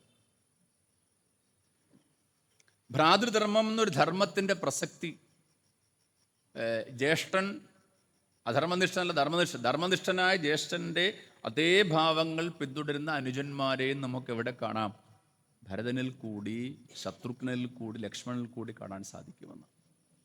ഒരു തരത്തിൽ പറഞ്ഞാൽ രാമനെക്കാട്ടിൽ, വനവാസം നടത്തിയ രാമനെക്കാട്ടിൽ നിഷ്ഠാപൂർവം ഇരുന്നത് ആരാണ്?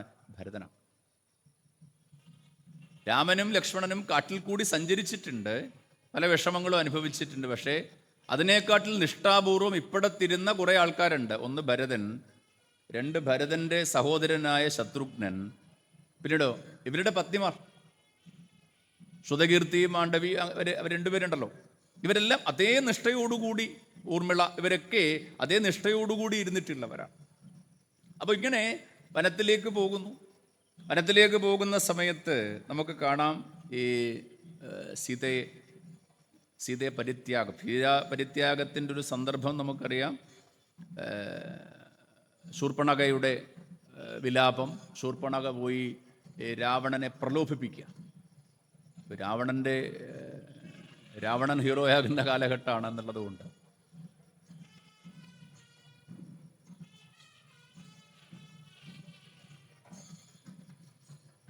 ഇപ്പം രാവണൻ ഹീറോയാകുന്ന കാലഘട്ടമാണിത്. ഈ രാവണനെ സംബന്ധിച്ച് പറയുമ്പോൾ വളരെ ചിന്തിക്കേണ്ട കാര്യമാണ്. രാവണനെ പറ്റി വാൽമീകി മഹർഷി പറഞ്ഞത് ഏഷ മഹാബ്രാഹ്മണ എന്നാ പറഞ്ഞത്. മഹാബ്രാഹ്മണനാണ് രാവണൻ.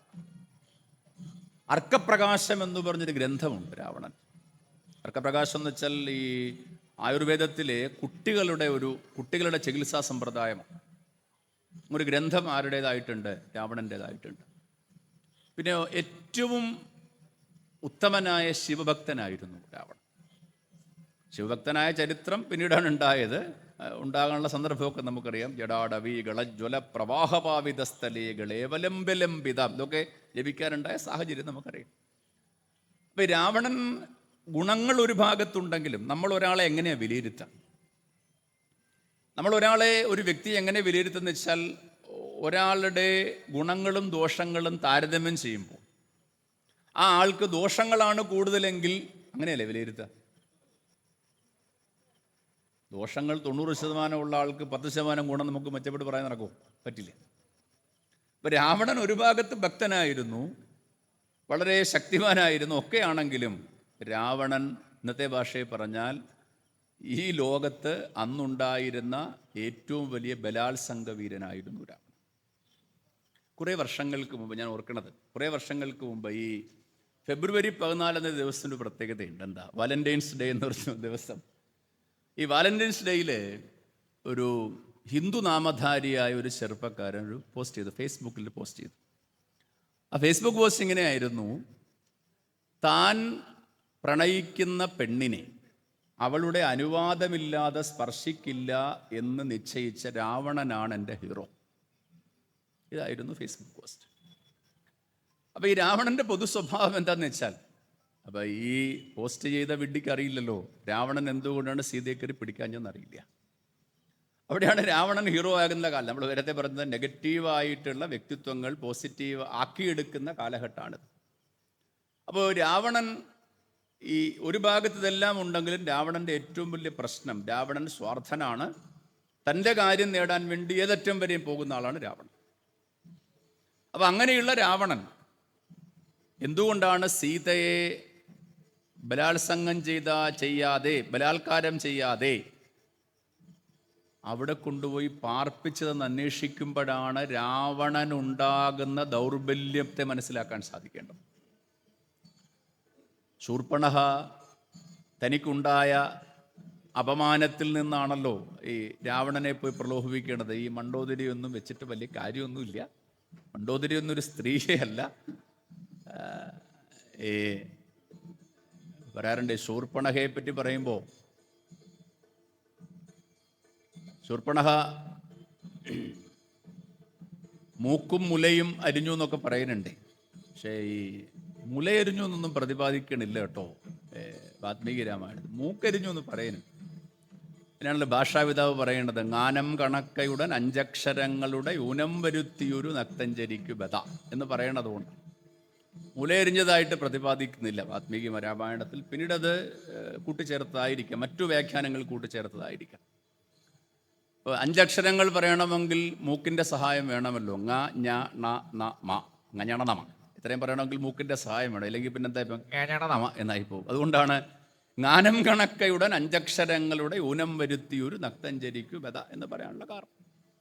ഇപ്പോൾ ശൂർപ്പണഖ ഇങ്ങനെ പ്രലോഭനത്തിൽ വീണ രാവണൻ ഇതിനെപ്പറ്റി അന്വേഷിച്ചപ്പോൾ ഈ അതിശക്തരായ രണ്ടുപേര് കൂടെയുണ്ട്, എന്താ മാർഗം എന്നാണ്. അമ്മാവനെ കാണാൻ പോയി, മാരീജനെ കാണാൻ പോയി. ഈ മാരീജനൊരു വിഷയം നമ്മുടെ രാമായണത്തിലേക്ക് കടന്നു ചെല്ലുമ്പോൾ കാണാൻ സാധിക്കും. ഈ രാമായണത്തിൽ രാമൻ്റെ വൈഭവം ആദ്യമായിട്ട് പറയേണ്ടത് മാരീജനാണ്.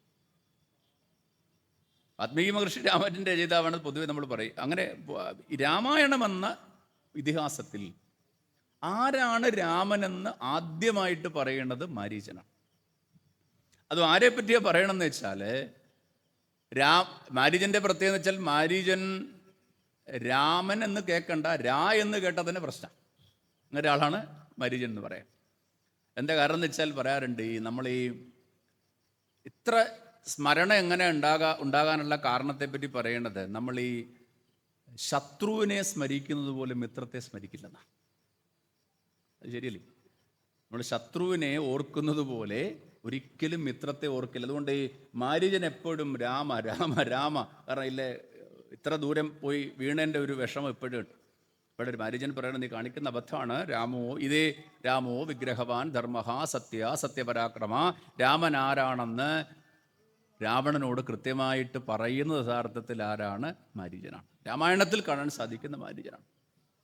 സാരം മാരീചനെ കൊല്ലുമെന്നൊരു ഘട്ടം വന്നപ്പോൾ മാരീചൻ തീരുമാനിക്കട്ടെ, ഇവൻ്റെ കൈ കൊണ്ട് മരിക്കുന്നതിനെക്കാട്ടി ഭേദം രാമൻ്റെ കൈ കൊണ്ട് മരിക്കുന്നത്, ഒന്ന് രക്ഷപ്പെട്ടതാണ്, അതാണ് ഒന്നുകൂടെ നല്ലതെന്ന് തീരുമാനിച്ചിട്ടാണ് അദ്ദേഹം മായാമൃഗമായിട്ട് പോവാം. അവിടെ നമുക്ക് കാണാൻ സാധിക്കും, ഈ സീതയെ 2 തവണയാണ് രാമൻ സീതാ പരിത്യാഗവും സീതാ തിരസ്കാരവും കാണാം. 2 തരത്തിൽ. ഒന്ന്, ഈ രാമരാവണ യുദ്ധത്തിന് ശേഷം സീതയെ സ്വീകരിക്കുന്നത് അഗ്നി പരീക്ഷണത്തിൽ കൂടിയിട്ടാണ്, സീതാ തിരസ്കാരം എന്ന് പറയുന്നത്. 2ാമത് സീതയെ സ്വീകരിക്കുന്ന ഘട്ടം, ഉപേക്ഷിക്കുന്ന ഘട്ടം സീതാ പരിത്യാഗം, നമുക്കറിയാം രാജാവായതിനു ശേഷമുള്ള ഘട്ടമാണ്. ഈ സീതാ പരിത്യാഗത്തിന് ഈ കർമ്മഫലം നിസ്സാരമല്ല എന്ന് ജ്ഞാനികൾ പറയും. അവനവൻ ചെയ്യുന്ന താൻ നിരന്തരം ചെയ്തിടുന്ന കർമ്മങ്ങൾ താൻ അനുഭവിച്ചിടുക എന്നേ വരും. അതൊരു സന്ദർഭം ജ്ഞാനികൾ അതിനെ പരസ്പര ബന്ധിതമാക്കി പറയുന്ന ഒരു ഘട്ടമെന്ന് പറയുന്നത്, ഒന്ന്, ഈ സീത പൊന്മാനായിട്ട് വന്ന് മാനിൽ ഭ്രമിച്ചിട്ട് രാമൻ അതിൻ്റെ പുറകെ പോയി. അപ്പോൾ മാരീചൻ ലക്ഷ്മണനുണ്ടെന്ന് മാരീചൻ അറിയാം. ലക്ഷ്മണനെ അകറ്റാൻ വേണ്ടി എന്ത് ചെയ്തു? നിലവിളിച്ചു, രാമൻ്റെ ശബ്ദം നിലവിളിച്ചു. ആ ശബ്ദം കേട്ട് ലക്ഷ്മണൻ സീത വിഷമിച്ചു. സീതയുടെ കടുത്ത വാക്കുകളുണ്ട്. സീത കടുത്ത വാക്കുകൾ നിസ്സാരല്ല. സീത പറയുന്ന വാക്കുകൾ ലക്ഷ്മണൻ ആരാണെന്ന് സീതയ്ക്ക് നല്ല പോലെ അറിയാം. പക്ഷെ വികാരത്തിൻ്റെ വേലിയേറ്റത്തിൽ സീത പറയുന്ന വാക്കുകൾ നിസ്സാരമല്ല. നീ എന്നെ പത്നിയാക്കി അയോധ്യ ഭരിക്കാനുള്ള ശ്രമമാണ്. ഇങ്ങനെ അതികഠിനമായ വാക്കുകളാണ്. ലക്ഷ്മണൻ്റെ പ്രത്യേകത എന്ന് വെച്ചാൽ സീതയുടെ മുഖം കണ്ടിട്ടില്ല ലക്ഷ്മണൻ. സീതയുടെ മുഖത്ത് ലക്ഷ്മണൻ നോക്കിയിട്ടില്ല. അത് പിന്നീട് നമുക്ക് കാണുന്ന സന്ദർഭം പലതായിട്ടുണ്ട്. അപ്പം ഇങ്ങനെ കഠിനമായ വാക്കുകൾ ഒരിക്കലും സീതയിൽ നിന്ന് ലക്ഷ്മണനോട് പറയരുതാത്ത വാക്കുകളാണ് എവിടെ നിന്ന് വന്നത്? ഈ സീതയിൽ നിന്ന് വന്നതെന്നാണ്. അതിൻ്റെ ഒരു പ്രതിഫലനം നമുക്ക് പിന്നീട് കാണാം. കാരണം ഇതേ വാക്കുകൾ ആര് കേൾക്കേണ്ടി വരുന്നു? സീത കേൾക്കേണ്ടി വരുന്നു. വേറെ എവിടുന്നുമല്ല, സാക്ഷാൽ രാമനിൽ നിന്ന് കേൾക്കുക. സാക്ഷാൽ രാമനിൽ നിന്ന് കേൾക്കേണ്ട സന്ദർഭം പിന്നീട് ഉണ്ടാകുന്നുണ്ട്. എന്തായാലും അത് പിന്നീട് പറയാം. അപ്പോൾ സീതയെ രാവണൻ കൊണ്ടുപോയി. പോകുന്ന സമയത്താണ് നിലവിളിച്ചു, രക്ഷയില്ല, ജടായു. അപ്പോഴാണ് ഈ പർവ്വതത്തിൽ 5 വാനരന്മാരെ കണ്ട് തൻ്റെ തലയിലെയും കഴുത്തിലെയും കാലിലെയും ആഭരണങ്ങൾ ഒരു ഇതിൽ കെട്ടി താഴേക്ക് ഇട്ട് കൊടുക്കണം. അവിടെ ചെന്നു, പ്രലോഭിപ്പിച്ച് നോക്കി, നടക്കണില്ല. ഭീഷണിപ്പെടുത്തി നോക്കി, നടക്കണില്ല. എന്താ പിന്നെ പ്രലോഭിപ്പിച്ച് നോക്കാം. സാമം ദാനം ഭേദം ദണ്ഡം, ദണ്ഡിക്കാൻ അദ്ദേഹം ഉദ്ദേശിക്കണില്ല എന്നുള്ളത് കൊണ്ട് അദ്ദേഹം കുറച്ച് രാക്ഷസിമാരെയൊക്കെ വിളിച്ച് ചെയ്യുന്നത്. ഇതെന്തിനാ കാരണം? രാവണനെ സംബന്ധിച്ച് രാവണൻ്റെ പത്നിയായ മണ്ഡോദരി മാത്രമല്ല അദ്ദേഹത്തിൻ്റെ പത്നിമാർ, ധാരാളം പേരുണ്ട്. അദ്ദേഹത്തിൻ്റെ പ്രാഭവത്തെ കണ്ട് അതിൽ അഭിരമിച്ച് അദ്ദേഹത്തോട് ചേർന്ന് ധാരാളം പേരുണ്ട്. പിന്നെ അദ്ദേഹം ബലാത്കാരേണ കൊണ്ടുവന്നിട്ടുള്ള കുറേ പേരുണ്ട്. പക്ഷേ ഒരു കാലഘട്ടം കഴിഞ്ഞപ്പോൾ ബലാത്കാരേണ ആരെയും സ്പർശിക്കാൻ പറ്റാത്തൊരവസരം അദ്ദേഹത്തിനുണ്ടായി. ആ കാരണം നമുക്കറിയാം. രംഭ എന്ന് പറഞ്ഞ അപ്സരസ്സൊരു ശാപം കൊടുത്തു. രംഭ ദേവലോകത്തെ അപ്സരസ്സാണ്, ഇതിഹാസത്തിൽ നമുക്ക് കാണാം. ശാപം കൊടുക്കാൻ കാരണം എന്തെന്ന് വെച്ചാൽ രാവണൻ രംഭയെ കണ്ടപ്പോൾ രംഭയോട് ശാരീരിക അഭിനിവേശമുണ്ടായി. രംഭ പറഞ്ഞു, ഞാൻ അങ്ങയുടെ പുത്രന്മാരുടെ ഭാര്യയാകേണ്ടവളാണ്. അതായത് വൈശ്രവണ പുത്രന്മാരായ നളകൂപരൻ്റെയും മണിഗ്രീവൻ്റെയും കാമുകയാണ് ആര്? രംഭ. അപ്പം അദ്ദേഹത്തിൻ്റെ മകൻ്റെ കാമുകയാകുമ്പോൾ അദ്ദേഹത്തിൻ്റെ മരുമകളുടെ ഭാവത്തിൽ വരും, മകൾക്ക് തുല്യമായിട്ട് വരും. അപ്പോൾ രാവണൻ പറഞ്ഞത്, അപ്സരസിന് എന്ത് മരുമകൾ, അപ്സരസിന് എന്ത് ഭാര്യ? എന്ത് ചെയ്തു? ബലാത്കാരം ചെയ്തു. ഒരു സ്ത്രീയെ സംബന്ധിച്ച് സ്ത്രീയുടെ അനുമതിയില്ലാതെ സ്ത്രീ ശരീരത്തെ സ്പർശിക്കുന്ന അധർമ്മം തന്നെയാണ്. അപ്പോൾ അതിൽ അപമാനിതയായിരിക്കുന്ന രംഭയാണ് ശാപം കൊടുക്കുന്നത്, നമുക്കറിയാം. അങ്ങനെയാണ് രാവണന് ശാപം കിട്ടുന്നത്. ഒരു സ്ത്രീയെ അവളുടെ അനുവാദമില്ലാതെ ശാരീരികമായ അഭിനിവേശത്തോടുകൂടി സ്പർശിച്ചാൽ നീ മരിച്ചു പോകട്ടെ. ഇത് ഈ ഫേസ്ബുക്ക് പോസ്റ്റ് ഇട്ടാകും അറിയത്തില്ല. രാവണൻ ലോകത്തിലെ ഏറ്റവും വലിയ ബലാത്സംഗ വീരനായിരുന്നുള്ള കാര്യം ഈ ഫേസ്ബുക്ക് പോസ്റ്റില്ല ആൾക്കും അറിയത്തില്ല, ആധുനിക പാട്ടുകാരനും അറിയില്ല. അതുകൊണ്ടാണ് രാവണൻ ഹീറോ ആയി മാറുന്നത്. അതുകൊണ്ടാണ് രാവണൻ എന്ത് സീതയെ ആലോചിച്ച് നോക്കൂ. ഇത്രയും പ്രഗത്ഭനായ രാവണൻ, ഇത്രയും അതിശക്തനായ രാവണൻ എന്തുകൊണ്ടാണ് സീതയെ കൊണ്ടുപോയി പ്രലോഭിപ്പിച്ച് താമസിക്കാൻ കാരണം എന്താ? ഈ ഒറ്റ കാരണം കൊണ്ട്. കാരണം സീത തനിക്ക് വശംവദയാകണം. താൻ സീതയെ ബലാത്കാരേണ ഈ ഭാവത്തിൽ കയറി സ്പർശിച്ചാലുള്ള പ്രശ്നം എന്താ? താൻ മരിച്ചു പോകുമെന്ന് വ്യക്തമായ ബോധം ആർക്കുണ്ട്? രാവണനുണ്ട്.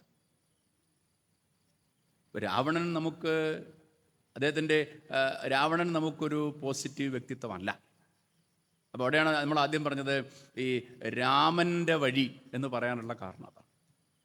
അപ്പോൾ പിന്നീട് നമുക്ക് കാണാം, ഈ സുഗ്രീവനെ കാണുന്നു, സുഗ്രീവ സഖ്യം ചെയ്യുന്നു. ബാലിയായിട്ട് ഒളിയം പെയ്ത് ബാലിയെ കൊല്ലുന്നു. ചെല്ലു പറയാറുണ്ട്, വളരെ മോശമായി. രാമനിൽ ആക്ഷേപിക്കപ്പെടുന്ന ഒരു ആക്ഷേപം ഇതാണ്, വളരെ മോശമാണ്. ബാലിയെ എന്ത് ചെയ്തത്? ഒളിയം പെയ്തു കൊന്നു. ബാലിയെ ഒളിയം പെയ്തു കൊല്ലുന്ന സമയത്ത് എന്തിനാ ഒളിയം പെയ്തു കൊല്ലുന്നതെന്ന് ചോദിച്ചാൽ അതിന് കാരണം ഈ ബാലിക്കൊരു വരം കിട്ടിയിട്ടുണ്ടല്ലോ. എന്താ? ബാലിയുടെ മുമ്പിലേക്ക് യുദ്ധത്തിന് പോകുന്ന ആളുടെ പകുതി ബലം കൂടി ആർക്ക് കിട്ടും? ബാലിക്ക് കിട്ടും. അങ്ങനെയാണ് ബാലി പലപ്പോഴും അജയ്യനായിരിക്കുന്നത്. അങ്ങനെയാണ്. സുഗ്രീവൻ രണ്ട് നേരത്തെയൊക്കെ യുദ്ധം ചെയ്തപ്പോഴും പരാജയപ്പെട്ടത് അങ്ങനെയാണ്. ബാലി ഗുഹയിലടച്ച് വധിച്ച ദുന്ദുഭി പരാജയപ്പെട്ടതും അങ്ങനെ തന്നെയാണ്. അപ്പം അങ്ങനെയുള്ള ബാലിക്ക് കൊടുത്ത വരത്തെ ഒന്ന് മാനിച്ചതാണ് രാമൻ. രാമൻ സർവേശ്വരനാണ്. രാമനാണെങ്കിൽ നേരെ പോയി രാമൻ്റെ പകുതി ബലമൊന്നും ആരിൽ പോകില്ല, ബാലിയിലേക്ക് പോകില്ല. പക്ഷേ ആ വരം കൊടുത്ത വരത്തെ ഒന്ന് മാനിക്കണമല്ലോ. നമ്മൾ കേട്ടില്ലേ, പരമേശ്വരൻ ഒരാൾക്ക് വരം കൊടുത്തു. എന്താ വരം വേണ്ടത്? അത് പറഞ്ഞു, ഞാൻ ആരുടെ തലയെ കൈകൊണ്ട് തൊടുന്നോ ഭസ്മായി തീരണം. നമ്മൾ പുരാണകത്തെ കേട്ടിട്ടുണ്ടല്ലോ. ഈ പരമേശ്വരൻ എന്തിനാ ഓടിയത്? പരമേശ്വരന് തിരിഞ്ഞു ചെയ്യുന്നത് ഒന്ന് കണ്ണ് ചെറുതായിട്ട് തീർന്നില്ലേ അവൻ? വെറുതെ എന്തിനാ? ഞാൻ കൊടുത്ത വരം ഇവനായിട്ട് നശിപ്പിക്കണ്ട. അതേ പരമേശ്വരൻ്റെ ഏകംസദ് വിപ്രാ ബഹുദാദന്തി വദന്തി എന്നാണല്ലോ നമ്മുടെ ഭാവം. അതേ പരമേശ്വരൻ്റെ ഒരു തലാണല്ലോ വിഷ്ണു ഭഗവാൻ. ആ ഭഗവാനാണല്ലോ എന്ത് ചെയ്യണത്? അയാളെ ആശയം കൊണ്ട് നിഗ്രഹിക്കണത്. ഇതുപോലെ ഭഗവാൻ തന്നെ നിശ്ചയിച്ച് ഒരാൾക്ക് കൊടുത്ത വരം, ആ വരത്തെ ബഹുമാനിച്ചു. ബാലി അമ്പെയ്ത് താഴെ വീണ് പറയുന്നുണ്ട്, മനുഷ്യമാംസം വാനരമാംസം മനുഷ്യന് ഭക്ഷ്യയോഗ്യമല്ലല്ലോ. എന്നിട്ടും എന്തുകൊണ്ടാണ് എന്നെ കൊന്നത്? മാത്രമല്ല, സീതയെ ഞാൻ വേണമെങ്കിൽ നിന്റെ മുമ്പിൽ കൊണ്ടു തരുമായിരുന്നല്ലോ. നടക്കത്തില്ല. എന്താ കാരണം എന്ന് വെച്ചാൽ അവിടെ ഒരു സഖ്യധർമ്മം എന്നൊരു ധർമ്മമുണ്ട്. സഖ്യം. സുഗ്രീവനും രാമനും തമ്മിൽ സഖ്യം ചെയ്ത് രണ്ടുപേരുടെ വിഷമം ഒരു വിഷമം. രണ്ടുപേർക്കും ആർക്കുള്ള വിഷമമായാലും ഒരുപോലെയാണ്, ആർക്കുള്ള പ്രതിസന്ധിയും ഒരുപോലെയാണ്. അവിടെ സഖ്യം. ഇവിടെ സഖ്യധർമ്മം ബാലിയുടെ സംബന്ധിച്ച് നടക്കില്ല എന്ന് പറയാൻ കാരണം ഈ ബാലി രാവണനുമായിട്ട് സഖ്യം ചെയ്ത ആളാണ്. രാജാവായി സ്വാഭാവികമായിട്ടും ബാലിയുടെ പത്നി താര ഇദ്ദേഹത്തിന്റെ പത്നിയെ പെട്ടെന്ന് രക്ഷിക്കും. പക്ഷേ അവിടെ ബാലി മരിച്ചു എന്നാണ് വിചാരം. പക്ഷെ ഇവിടെ അങ്ങനെയല്ല. ഇവിടെ അനുജനെ ബലാത്കാരേണ പുറത്താക്കിയിട്ട് അനുജൻ ജീവിച്ചിരിക്കെ അനുജന്റെ പത്നിയുടെ അനുവാദമില്ലാതെ അവളെ എന്ത് ചെയ്തു? ബലാത്കാരേണ പ്രാപിച്ചു. ഇത് ധർമ്മവിരുദ്ധമാണ്, അധർമ്മമാണ്. മാത്രമല്ല ഇതിന് ദണ്ഡനം നൽകേണ്ടത് രാജാവെന്ന നിലയിൽ ഇക്ഷ്വാകു വംശത്തിൻ്റെ രാജാവായിരിക്കുന്ന എൻ്റെ ധർമ്മമാണ്. ഇക്ഷ്വാകുവംശത്തിലാണല്ലോ, ദശരഥ മഹാരാജാവിൻ്റെ പുത്രനാണല്ലോ. അതുകൊണ്ട് എൻ്റെ ധർമ്മമാണ്, അതുകൊണ്ടാണ് ഇതിനെ ശിക്ഷിച്ചത്. അതേസമയം നമുക്ക് പിന്നീട് കാണാം, ഇതേ താര സുഗ്രീവൻ്റെ പത്നിയായിരിക്കുന്നു. അതൊരു പതി ബന്ധം എന്താണെന്ന് ചോദിച്ചാൽ ഇവിടെ കാണാം, ഒരു ശരീര സംബന്ധമായ ബന്ധമാണെന്ന് വെച്ചാൽ അല്ല, രക്ഷിതാവ് എന്ന നിലയിൽ കാണാം. അവിടെയാണ് സൂക്ഷ്മമായ വിശകലനം ചെയ്തില്ലെങ്കിൽ എന്ത് ചെയ്യും? അർത്ഥതലങ്ങൾ മുഴുവൻ മാറിപ്പോകും. സൂക്ഷ്മമായ വിശകലനം ചെയ്തില്ലെങ്കിൽ അർത്ഥതലങ്ങൾ മുഴുവൻ മാറിപ്പോവും. നമ്മൾ ഉദ്ദേശിക്കാത്ത മാനങ്ങൾ അതിൽ വരും. നമ്മൾ കാണുന്നതല്ല ഋഷി നമ്മുടെ മുമ്പിലേക്ക് വെച്ചിട്ടുള്ളത് നമുക്ക് മനസ്സിലാക്കാൻ സാധിക്കും. അതിന് നമ്മളെ സഹായിക്കുന്നതാണ് കേട്ടോ ഈ മേള. വിഷയങ്ങളെ അധികരിച്ചൊക്കെ നമ്മളെ ചർച്ച ചെയ്യാനും ചിന്തിപ്പിക്കാനും സംവദിക്കാനും ഒക്കെ സാധിക്കുന്നതാണ്. അപ്പോൾ ബാലിയെ വധിച്ചു. സഖ്യധർമ്മം എന്നൊരു ധർമ്മം. സഖ്യധർമ്മം നിസ്സാരമല്ല. സുഹൃത്തിന് വേണ്ടി തന്നെ അതൊരു ക്ഷത്രിയ ധർമ്മത്തിൻ്റെ ഭാഗമാണ് സഖ്യധർമ്മം എന്ന് പറയാം. അപ്പോൾ രാമസുഗ്രീവ സഖ്യമുണ്ടായി. സഖ്യത്തിൻ്റെ ഭാഗമായി ബാലിവധം. അവിടെ നിന്ന് ശേഷം ലങ്കയിലേക്ക് പോകുന്നു. ലങ്കയിലേക്ക് പോയി നമുക്ക് കാണാം രാവണനുമായിട്ട് യുദ്ധം ചെയ്യുന്നു. രാവണനുമായിട്ട് യുദ്ധം ചെയ്ത് രാവണനെ വധിക്കുന്നു. രാവണനെ വധിച്ചു കഴിയുമ്പോൾ ഈ വിഭീഷണൻ രാവണൻ്റെ ശരീരത്തിനടുത്തേക്ക് പോകാൻ മടിച്ചു നിൽക്കുന്ന സന്ദർഭം. പാപിയാണെന്ന് പറയുമ്പോൾ രാമൻ പറയേണ്ടത് മരണം താനി വൈരാണി. മരണത്തിന് ശേഷം യാതൊരു കാര്യമില്ല. കാരണം എന്താ? മൃതശരീരത്തോട് അനാദരവ് കാട്ടിട്ടെന്തു ഫലം? വിരോധം എന്തിനോടാ ഉള്ളത്? ജീവനോടിരിക്കുമ്പോഴേ വിരോധം ഉണ്ടാവും. ഇനിയും രാമൻ പറഞ്ഞ മറ്റൊരു കാര്യമുണ്ട്, വിഭീഷണ താൻ ഈ സംസ്കാരകർമ്മം ചെയ്തില്ല എങ്കിൽ ഞാൻ ചെയ്യും. അത് നിസ്സാര കാര്യമല്ല. കാരണം ഈ ബലി സംബന്ധമായ കർമ്മങ്ങളെപ്പറ്റി പറയാറുണ്ട്. നമ്മുടെ ബന്ധു സുഹൃത്ത് നമുക്ക് അവകാശമില്ലാത്തവർ ആയിട്ടുള്ളവർക്കു വേണ്ടി കർമ്മം ചെയ്യുന്നത് അതിനെക്കാട്ടി ശ്രേയസ്കരമാണ്. സാധാരണ നമ്മൾ പിതൃകർമ്മം ചെയ്യുന്ന ആർക്കാ? നമുക്ക് ബന്ധു സുഹൃത്ത് അങ്ങനെയുള്ള ആൾക്ക് വേണ്ടിയില്ല ചെയ്യുക.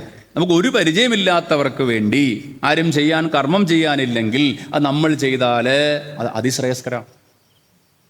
ആരും ചെയ്യാറില്ല, പക്ഷേ അത് ചെയ്യുന്നത് അതിശ്രേയസ്കരമാണ്. കാരണം എന്താ? അപ്പോൾ ഒരാൾ ബന്ധുക്കളില്ല, സുഹൃത്തുക്കളിൽ ആരുമില്ല, കർമ്മം ചെയ്യാൻ ആളില്ല. ആ കർമ്മം ചെയ്യാൻ ഞാനാണ് അല്ലെങ്കിൽ നമ്മളാരെങ്കിലുമാണ് ചെയ്യുന്നതെങ്കിൽ നമുക്ക് അതിശ്രേയസ്കരമായ ഫലം ഉണ്ടാവും. ഇത് ധർമ്മ തത്വമാണ്.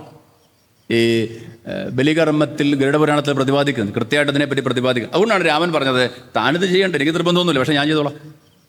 ഞാനാണെങ്കിലൊക്കെ കൊന്നത് ശരിയാണ്, പക്ഷേ എനിക്ക് ചെയ്യുന്നതിൽ മടിയില്ല. കാരണം എന്താ? ഇയാളുടെ കർമ്മം അവസാനിച്ചല്ലോ. ഇതിനെ കൃത്യമായിട്ട് പഞ്ചഭൂതാത്മകമായ ദേഹത്തെ അതിലേക്ക് ലയിപ്പിക്കുക എന്നുള്ളത് അടുത്ത കർമ്മമാണല്ലോ. അത് താൻ ചെയ്യുന്നില്ല എങ്കിൽ തീർച്ചയായിട്ടും ഞാൻ ചെയ്യും. യുദ്ധക്കളത്തിൽ നമുക്ക് രാമൻ്റെ യുദ്ധധർമ്മം കാണാം. യുദ്ധധർമ്മം കാണാൻ സാധിക്കുന്ന സന്ദർഭപ്പെടാ. ഈ രാവണൻ യുദ്ധം ചെയ്തുകൊണ്ടിരിക്കുമ്പോൾ ക്ഷീണിതനായി, അത് ക്ഷീണിച്ചപ്പോൾ രാമൻ പറയാനുണ്ട്, അങ്ങ് പോയിട്ട് വരൂ, വിശ്രമിച്ചിട്ടൊക്കെ വരൂ, അല്പസമയം പോയി AC-യിലൊക്കെ ഇരുന്ന് തണുത്ത് ശരിയായിട്ട് വരും. കാരണം എന്താ? വിഷമിക്കണം. രാമനല്ലാതെ പിന്നെ ആർക്ക് സാധിക്കും? അപ്പോൾ ഈ യുദ്ധമെല്ലാം കഴിഞ്ഞ് വിഭീഷണനോട് ഒരു വീണ്ടും ഓർമ്മിപ്പിക്കുകയാണ്. വിഭീഷണൻ ഓർമ്മിക്കുന്നത് ഒരു സഹോദരൻ എന്ന നിലയിൽ താൻ ചെയ്യേണ്ട ധർമ്മമാണ്. കാരണം തന്നെ ഇവിടുന്ന് പുറത്താക്കിയ ആളാണ്, ശരിയൊക്കെയാ, ആരെയൊക്കെ ശരിയാ. പക്ഷേ താൻ മാത്രമേ ഇത് ചെയ്യാനുള്ളൂ. ബന്ധമൊന്നും വേണമെന്നില്ല. ചിലപ്പോൾ ദീർഘകാലം വിരോധികളായിരിക്കാം, ശത്രുതയുണ്ടായിരിക്കാം. നമ്മളൊക്കെ പിന്നെ നമ്മളിപ്പോൾ സമൂഹത്തിലാണെങ്കിൽ എന്താ, ശത്രുതയുള്ള സഹോദരനെങ്കിൽ പിന്നെ പോയില്ല, പോയില്ലോ, സന്തോഷം. അങ്ങനെയല്ല എന്ന് ബോധിപ്പിക്കുകയാണ് രാമൻ ശത്രുവിനോടും. ശത്രു മരണം കഴിഞ്ഞാൽ വിരോധത്തിന്, വളരെ പ്രസക്തമായ കാര്യം കേട്ടോ, മരണം കഴിഞ്ഞാൽ വിരോധത്തിന് സ്ഥാനമില്ല. മരിച്ചവരോട് വിരോധിച്ചിട്ട് എന്ത് പ്രയോജനം? അവിടെയാണ്. അപ്പോൾ ഭ്രാതൃധർമ്മത്തെ വീണ്ടും രാമൻ കൃത്യമായിട്ട് വിഭീഷണനെ പറഞ്ഞുറപ്പിച്ചു. അത് കഴിഞ്ഞിട്ടാണ് നമുക്ക് കാണാൻ സാധിക്കും സീതയെ അലങ്കരിച്ചു കൊണ്ടുവരുന്ന സന്ദർഭം. സീതയെ അലങ്കരിച്ചു കൊണ്ടുവരുന്ന സന്ദർഭത്തിൽ എല്ലാവരും സീതയെ സ്വീകരിക്കാൻ വേണ്ടി വാനരന്മാരൊക്കെ തിക്കും തിരക്കും കൂടെ. കാരണം അവർ സീതയെ കണ്ടിട്ടില്ല, അവരൊക്കെ തിക്കും തിരക്കും കൂട്ടി ഇങ്ങനെ ഇരിക്കുന്ന സന്ദർഭത്തിൽ സീതയെ കൊണ്ടുവന്ന സമയത്ത് രാമൻ പറയുന്നുണ്ട്, സീതയോട് പറയുന്നുണ്ട്, സീത നിനക്ക് വേണമെങ്കിൽ ആരോടെ പോവാം. ഇനി രാവണൻ മരിച്ചു എന്നല്ലേ ഉള്ളൂ, വേറെ രാക്ഷസൻ ധാരാളം പേരുണ്ട്. ഇനി ഈ വാനരകുലത്തിൽ ധാരാളം പേരുണ്ട്. ഇവിടെയാണ് താൻ നിരന്തരം ചെയ്തിടുന്ന കർമ്മങ്ങൾ താൻ. ഈ സീത പണ്ടങ്ങനെ ലക്ഷ്മണനോട് പറഞ്ഞു.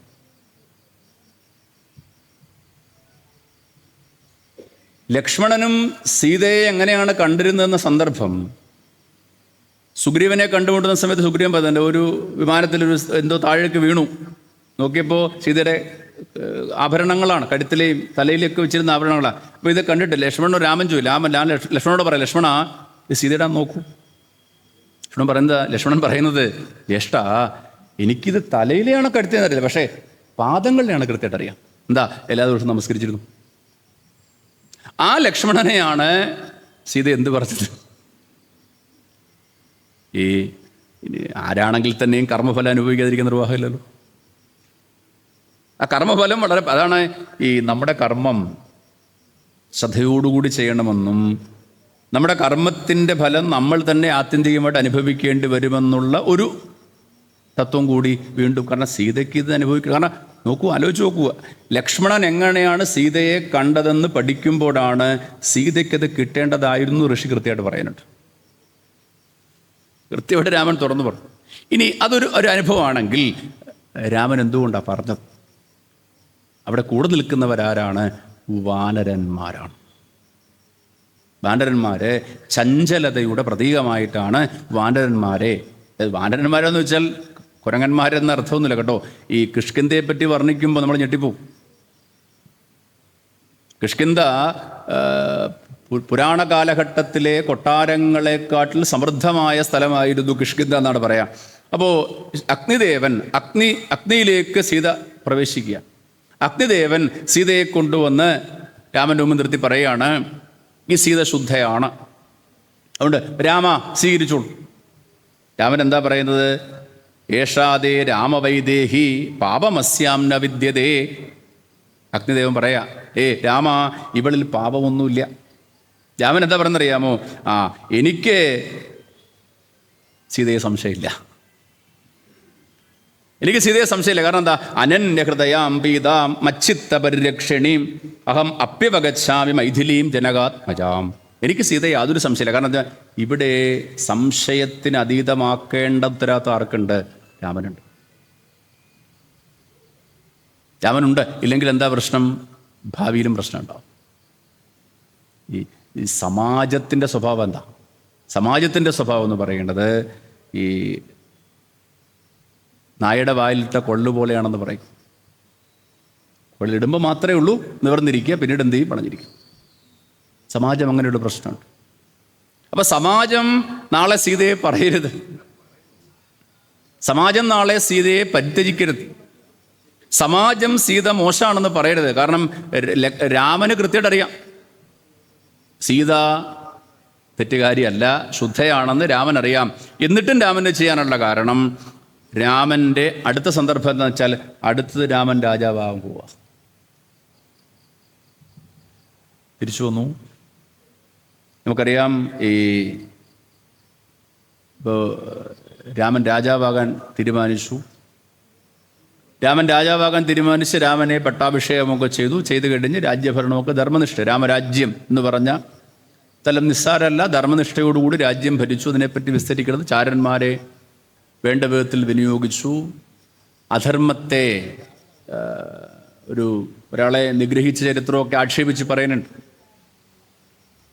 തപസ് ചെയ്യാൻ പോയ ഒരാളെ, തലയും കുത്തി തപസ് ചെയ്ത ഒരാളെ രാമൻ പോയി വെട്ടിക്കൊന്നു എന്നൊക്കെ പറയുന്നുണ്ട്. പ്രക്ഷിപ്തമാണെന്നും ആചാര്യന്മാർ പറയുന്നുണ്ട്. പക്ഷേ ഈ തപസ്സിൽ യോഗ്യമായവരെ തപസ് ചെയ്യാൻ പറ്റുള്ളൂ. തപസ്സിൻ്റെ പേരിൽ വിക്രിയ കാണിച്ചാൽ അത് ശിക്ഷിക്കപ്പെടേണ്ടതാണ്.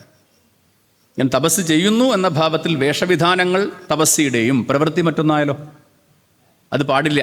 ക്ഷത്രിയധർമ്മത്തിൻ്റെ ശംഭൂകവധം അതിനെപ്പറ്റി അത് പ്രക്ഷിപ്തമാണെന്ന് പൊതുവെ പറയാറുണ്ട് കേട്ടോ. അപ്പം അങ്ങനെ ഇരിക്കുന്ന സന്ദർഭത്തിലാണ് നമുക്കറിയാം ഈ സീതയെ പരിത്യജിക്കുന്ന സാഹചര്യം.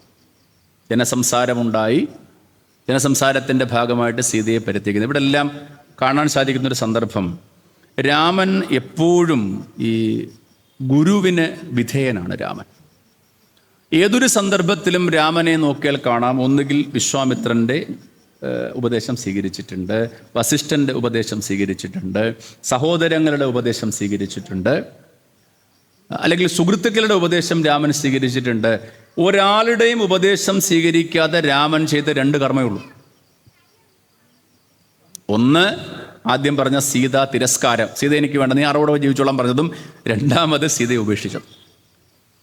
ഈ 2 സന്ദർഭത്തിലും രാമൻ ആരുടെയും ഉപദേശം സ്വീകരിച്ചിട്ടില്ല. പിന്നെ ബാക്കി എല്ലാ സന്ദർഭത്തിലും രാമനെ കാണാം ഏതെങ്കിലും ഒരാളോട് ചർച്ച ചെയ്തിട്ടുണ്ട്. ചർച്ച ചെയ്ത ഒരു കാര്യം രാമൻ ചെയ്തിട്ടില്ല എന്ന് കാണാൻ സാധിക്കുമെന്നാണ്. അപ്പോൾ ഈ സീതയെ ഉപേക്ഷിക്കാൻ തീരുമാനിച്ചു. സീതയെ കൊണ്ടുപോകാൻ നിശ്ചയിച്ചത് ആരെയാണ്? ലക്ഷ്മണനെയാണ്.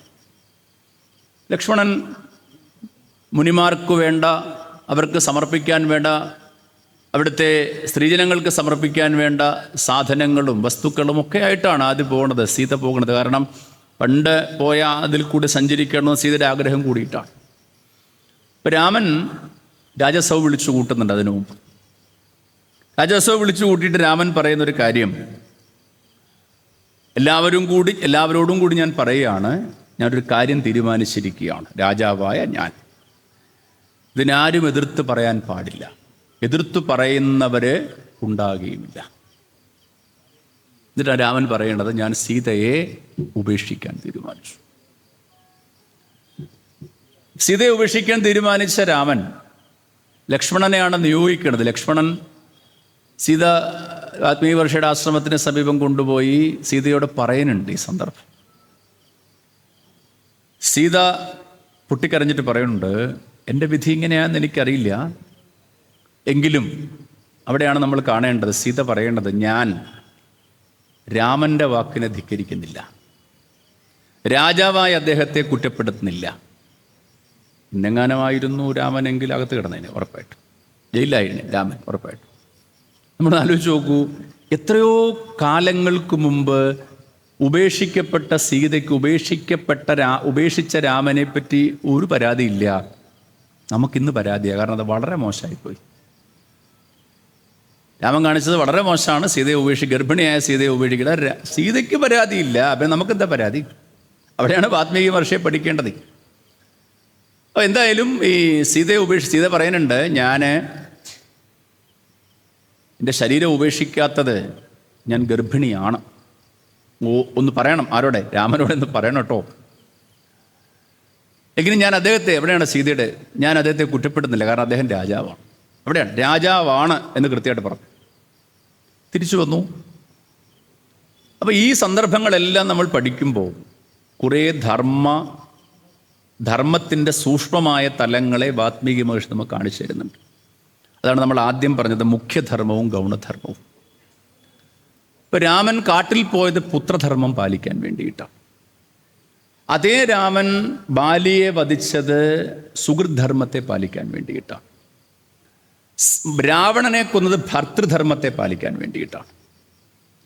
അതേസമയം രാമൻ സീതയെ ഉപേക്ഷിച്ചത് രാജധർമ്മത്തെ പാലിക്കാൻ വേണ്ടിയിട്ടാണ്.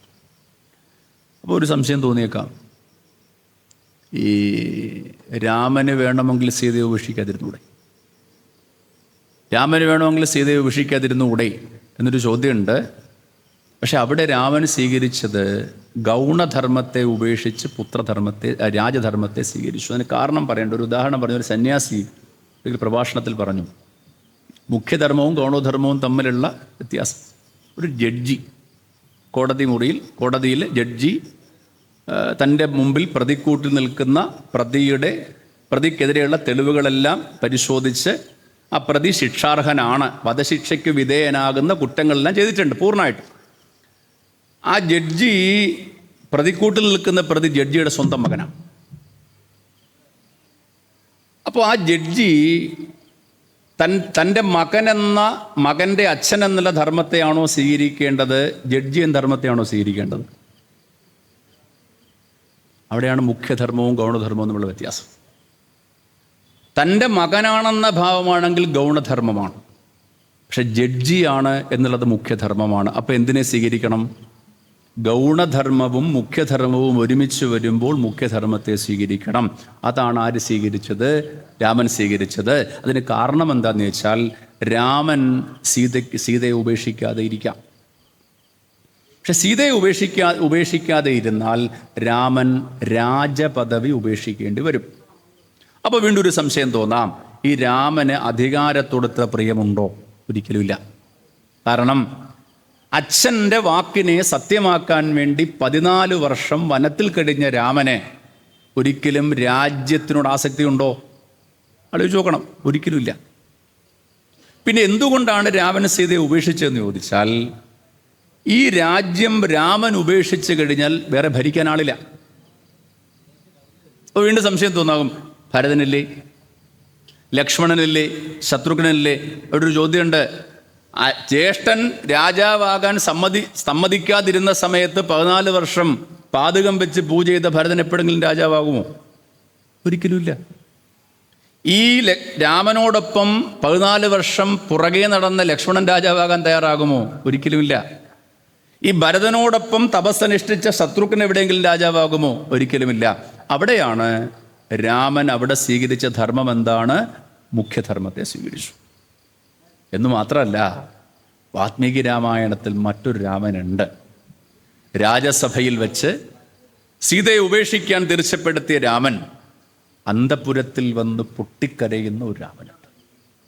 സീതയെന്ന് നിലവിളിച്ച് ഭ്രാന്തനെ പോലുള്ള ഓടുന്ന ഒരു രാമനുണ്ട്, ഭർത്താവായ രാമൻ. ആ രാമന് വേണമെങ്കിൽ വേറെ വിവാഹം കഴിക്കാം. പക്ഷെ രാമൻ വിവാഹം കഴിച്ചില്ലെന്ന് മാത്രമല്ല, ഏകപത്നി ഭാവത്തിൽ സീതയെ തന്നെ ഭാര്യയായി സ്വീകരിച്ചുകൊണ്ട് അദ്ദേഹം യാഗം നടത്തിയ സമയത്ത് തന്നെ പ്രതീകമായിട്ട് ഒരാൾ വേണമെന്നുള്ളത് കൊണ്ട് കാഞ്ചനസി നിർമ്മിച്ചു വെച്ചു എന്ന് പറയുന്നതിൻ്റെ കാരണം അതാണ്. ഇപ്പം രാമചരിത്രം നമ്മൾ സൂക്ഷ്മമായിട്ട് വിശകലനം ചെയ്യുമ്പോൾ നമ്മുടെ ജീവിതമാണ്. നമ്മുടെ ജീവിതത്തിലെ ധർമ്മോധർമ്മം എന്നൊക്കെ പറയാൻ നല്ലതാണെങ്കിലും ചില സന്ദർഭങ്ങളിൽ നമ്മൾക്കിതിൽ വലിയ പ്രശ്നമുണ്ട്, കൺഫ്യൂഷൻ ഉണ്ടാവും. ധർമ്മമാണോ അധർമ്മമാണോ? ഈ ധർമാധർമ്മങ്ങളെ എങ്ങനെയാണ് നിർവഹിക്കേണ്ടത് എന്ന് രാമൻ്റെ ജീവിത ചരിത്രത്തിൽ കൂടി മുഴുവൻ നമുക്ക് ഓരോരുത്തർക്കും കാണാൻ സാധിക്കും. ഒരു പുത്രൻ്റെ ധർമ്മം, മകളുടെ ധർമ്മം, ഭർത്താവിൻ്റെ ധർമ്മം, ഭാര്യയുടെ ധർമ്മം, അച്ഛൻ്റെ ധർമ്മം, അമ്മയുടെ ധർമ്മം, സുഹൃത്തിൻ്റെ ധർമ്മം, ഒരു ബന്ധുവിൻ്റെ ധർമ്മം, ഒരു അധികാരിയുടെ, രാജാവിൻ്റെ, ഭരണാധികാരിയുടെ ധർമ്മം. ഈ ധർമ്മങ്ങളെ മുഴുവൻ അദ്ദേഹം വിസ്തരിക്കുന്നുണ്ട്. എന്നു മാത്രമല്ല, ഈ രാമൻ അവതാര പുരുഷൻ തന്നെയാണ് എന്ന് വ്യക്തമാക്കുന്നുണ്ട്. രാമൻ തന്നെ പറയുന്നുണ്ട്, എന്താ? ആത്മാനം മാനുഷം മന്യേ രാമം ദശരഥാത്മജം. ഞാൻ ദശരഥപുത്രനായ ഒരു മനുഷ്യനാണ് ഞാനെന്ന് ആര് കരുതുന്നു? മറ്റുള്ളവർ കരുതുന്നു. എന്നിട്ട് വീണ്ടും നമുക്ക് കാണാം, ഈ രാമനിലെ ഈശ്വരത്വം വെളിവാകുന്ന 2 സന്ദർഭങ്ങളെപ്പറ്റി ജ്ഞാനികൾ പറയും. അല്ലാത്തപ്പോഴെല്ലാം രാമൻ എന്താ? പച്ചയ മനുഷ്യനാണ്. സീതയെ രാവണൻ അപഹരിച്ചുകൊണ്ട് ഇപ്പോൾ കരഞ്ഞുകൊണ്ട് നടന്ന രാമനെ നമ്മൾ കാണുന്നില്ലേ? അല്ലെങ്കിൽ ഉപേക്ഷിച്ച സമയത്ത് കരഞ്ഞ രാമനെ കാണുന്നില്ലേ? രാമനിലെ ഈശ്വരത്വം, അവതാര പുരുഷനായ രാമനിലെ ഈശ്വരത്വം വാൽമീകി മഹർഷി വിശേഷമായിട്ട് വെളിവാക്കി തരുന്ന 2 സന്ദർഭങ്ങളുണ്ട്. ഒന്ന്, ലങ്കയിലേക്ക് പോകാൻ സേതുബന്ധന സമയത്ത് എടുത്തു, ഞാൻ വലിച്ചിട്ട് പറഞ്ഞു, നിന്നെ ഞാൻ സൃഷ്ടിച്ചതാണെങ്കിൽ നിന്നെ ഞാൻ ഇല്ലാതെയാക്കും. ഈ പഞ്ചഭൂതങ്ങൾ മനുഷ്യൻ്റെ സൃഷ്ടിയല്ലല്ലോ. ഭൂമി, ജലം, അഗ്നി, ആകാശം, വായു, നമ്മൾ അതിൽ ജീവിക്കുന്നവരാണ്. അത് നമ്മുടെ അംശവുമാണ്. ഇത് ഈശ്വരൻ്റെ സൃഷ്ടിയാണ്, നമ്മൾ സൃഷ്ടിച്ചതല്ല.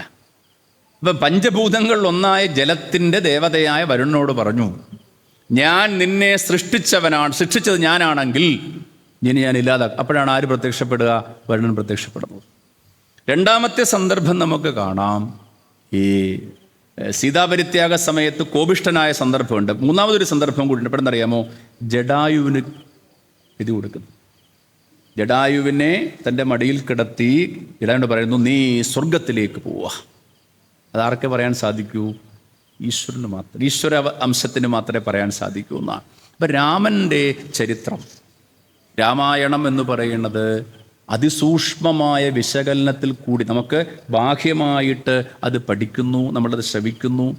ബാഹ്യമായിട്ട് നമ്മളത് ശ്രവിക്കുമ്പോൾ സ്വാഭാവികമായിട്ടും ഇത് നമുക്ക് പല സംശയങ്ങൾ, അത് ശരിയാണോ, ഇന്നത്തെ കാലഘട്ടവുമായിട്ട് യോജിച്ചതാണോ എന്നൊക്കെ ഒരു സംശയം. പക്ഷേ അവിടെയാണ് അതിനെ സൂക്ഷ്മമായിട്ട് വിശകലനം ചെയ്യുമ്പോഴാണ് രാമൻ ധർമ്മത്തിൻ്റെ മൂർത്തിയാണെന്നും രാമൻ ചെയ്തിട്ടുള്ളതെല്ലാം ധർമ്മമാണെന്നും ധർമ്മമല്ലാതെ രാമനൊന്നും ചെയ്തിട്ടില്ല എന്നും നമുക്ക് ബോധ്യപ്പെടാൻ സാധിക്കുക.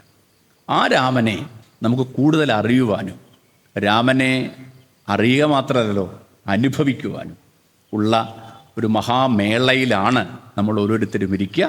ഇതിൻ്റെ സംഘാടക സമിതി ഭാരവാഹികൾ, ഇതിൻ്റെ അധ്യക്ഷപദം അലങ്കരിച്ച മഹത് വ്യക്തി, സ്വാഗത പ്രാസംഗിയായിരിക്കുന്ന മഹത് വ്യക്തിത്വം, എൻ്റെ മുമ്പിലിരിക്കുന്ന എത്രയോ വർഷമായിട്ട് ഇതിനെ ശ്രവിക്കുന്ന വളരെ ജ്ഞാനസ്ഥരായ, ഇവിടെ ഇരുന്ന് പ്രഭാഷണം പറയുന്നവരെക്കാട്ടിൽ ജ്ഞാനസ്ഥരായ, നിങ്ങൾക്കറിയാമായിട്ടൊന്നുമല്ല കേട്ടോ. അതുകൊണ്ട് ഈ മുമ്പിലിരിക്കുന്ന സദസ്സിനെ കാണുമ്പോൾ ആശങ്കയോടുകൂടി പറയണം. കാരണം എന്താ? ഞാൻ കഴിവുള്ള ആൾ, എനിക്ക് മാത്രമേ രാമായണം A to Z മാത്രമേ അറിയുള്ളൂ, നിങ്ങളൊക്കെ വളരെ മോശക്കാരാട്ടോ, ഇങ്ങനെ പറയുന്നതല്ല. എത്രയോ വർഷമായിട്ടത് കേൾക്കുന്നവർ, പല വിധത്തിൽ അതിനെ പഠിച്ചിട്ടുള്ളവർ, അതിനെ വിശകലനം ചെയ്തിട്ടുള്ളവർ, നിങ്ങളുടെ ഓരോരുത്തരുടെയും സാന്നിധ്യമാണ് ഈ വർഷത്തിലേക്കും, എത്രാം വർഷത്തിലേക്കും, നമ്മൾ 23ാമത് വർഷത്തിലേക്കും ഇതിനെ കൊണ്ടുവന്നിട്ടുള്ളത്. നിങ്ങൾക്കെല്ലാം ഭഗവാൻ ശ്രീരാമചന്ദ്ര പ്രഭുവിൻ്റെ ചരിത്രത്തെ സാക്ഷാൽ ഉമാദേവിയോട് ഉപദേശിച്ച സാക്ഷാൽ സച്ചിത് സ്ഥിതസ്വരൂപനായിരിക്കുന്ന മഹാദേവൻ്റെ എല്ലാവിധ കൃപാകടാക്ഷങ്ങളും ഉണ്ടാകട്ടെ എന്ന് പ്രാർത്ഥിക്കുന്നു. ഓം പൂർണ്ണമദ പൂർണ്ണമിദം പൂർണ്ണാത് പൂർണ്ണമുദച്യതേ പൂർണ്ണസ്യ പൂർണ്ണമാദായ പൂർണ്ണമേവാവശിഷ്യതേ. ഓം ശാന്തി ശാന്തി ശാന്തി.